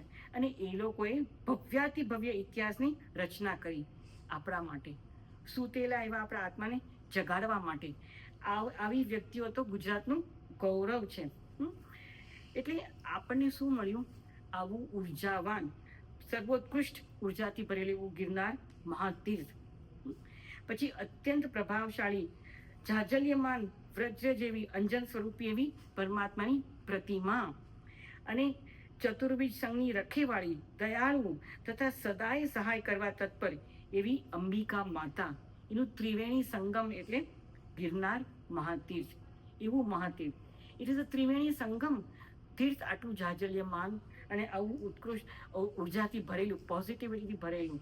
આવા નેમિનાથ દાદા પ્રાચીનતમ પ્રાચીન, વિશ્વની સૌથી પ્રાચીનતમ પ્રતિમા જે હોય એ નેમિનાથ દાદા. અને મા અંબિકા જે સદા જાગૃત છે. આજે પણ લોકો કહે છે કે લોકોને એમના પરચા થાય છે. મા અંબિકા એવી જાગૃત આ દેવી છે. એટલે પરમ દયાળુ અને સદા ચતુર્વિધ સંઘને મદદ કરવામાં તત્પર, સદા તત્પર એવી મા અંબિકા. એનું ત્રિવેણી એટલે આ ગિરનાર મહાતીર્થ. અને એની સાથે જ મહાતપસ્વી, તીર્થ પ્રેમી એવા ગુરુ ભગવંતો, એમનો સતત સખત પુરુષાર્થ, એમનો ભગીરથ પરિશ્રમ વડે આ તીર્થ આજે જૈનો અજૈનો આપણે બધાને મળ્યો છે. આ ગિરનાર તીર્થ તો એની ભક્તિ, એની સેવા, એની પૂજા વગેરે કરી અને આપણે પણ આપણા આત્માનું કલ્યાણ કરીએ. એટલે એવી ગૌરવવંતી અદ્ભુત જૈનોની આ પરંપરા, રાઈટ? આવા મહાન તીર્થો, આવા અદ્ભુત ભગવાન અને આવા આપણા ગુરુ ભગવંતો, જેમનો સતત સખત ભગીરથ પુરુષાર્થ, એને કારણે આપણને આ બધું પ્રાપ્ત થયું છે. તો આ બધાને કોટી કોટી કોટી વાર વંદન. તીર્થને વંદન, ત્યાં રહેલા નેમિનાથ દાદાને વંદન, અને બધા ગુરુ ભગવંતોને કોટી કોટી વાર મથિર વંદામી. એમના બધા પુરુષાર્થનો ખૂબ જ આપણે અનુમોદના કરીએ અને એને શુભભાવના કરીએ. અને આપણે પણ આવા આ મહાતીર્થની પૂજા, ભક્તિ, સેવા વગેરે કરી અને જલ્દી મોક્ષના સુખની પ્રાપ્તિ કરીએ, એવી જ પ્રાર્થના, એવી જ અભ્યર્થના.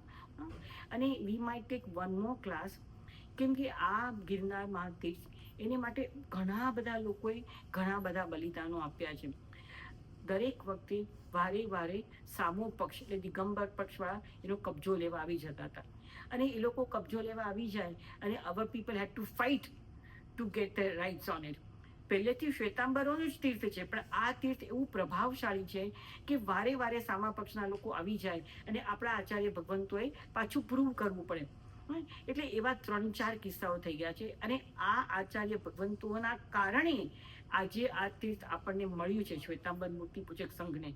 એટલે એમનો ભવ્યાતિ ભવ્ય પુરુષાર્થ, અને એ લોકોએ પણ જે બલિદાન આપ્યું છે. આમ રાજા બપ્પ ભટ્ટીસુરી છે, મહારાજ સાહેબ, પેથળ શાહ મંત્રી, પછી બીજા એક શ્રેષ્ઠી હતા. એટલે એ બધાએ એટલો બધો પુરુષાર્થ કરીને પોતાનું બલિદાન આપ્યું છે. એક શ્રેષ્ઠી તો પોતાના 5 પુત્રોને ગુમાવી દીધા. 5 પુત્રો યુદ્ધ કરતા ત્યાં મૃત્યુને શરણ થઈ ગયા. એટલે એવા આ બધા ધાર શ્રેષ્ઠી, એટલે એવા આ બધાનું ભવ્યાતિ ભવ્ય બલિદાન, યોગદાન, પુરુષાર્થને કારણે આ તીર્થ આપણને આજ સુધી હેમખેમ મળ્યું છે. મોક્ષ કલ્યાણકની જગ્યા તો ગઈ જ છે, ઉપરના મોક્ષ, પણ એટલીસ્ટ સહસાવન તો આપણને મળ્યું ને, જ્યાં દીક્ષા નહીં કેવળ જ્ઞાન કલ્યાણ છે. એટલે આ બધાની આપણે નેક્સ્ટ ટાઈમ એક ક્લાસ હશે તો વી વિલ ટેક દેટ, કે વી ઓ એવરીથિંગ ટુ ધીસ પીપલ. એ લોકોને કારણે આપણને આ બધું મળ્યું છે. એટલે એ લોકોને બી કથા આપણને સમય હશે તો નેક્સ્ટ ક્લાસમાં લઈશું. એટલે આ તીર્થની કોટી કોટીવાર વંદના હોજો, નેમિનાથ દાદાની કોટી કોટીવાર વંદના હોજો.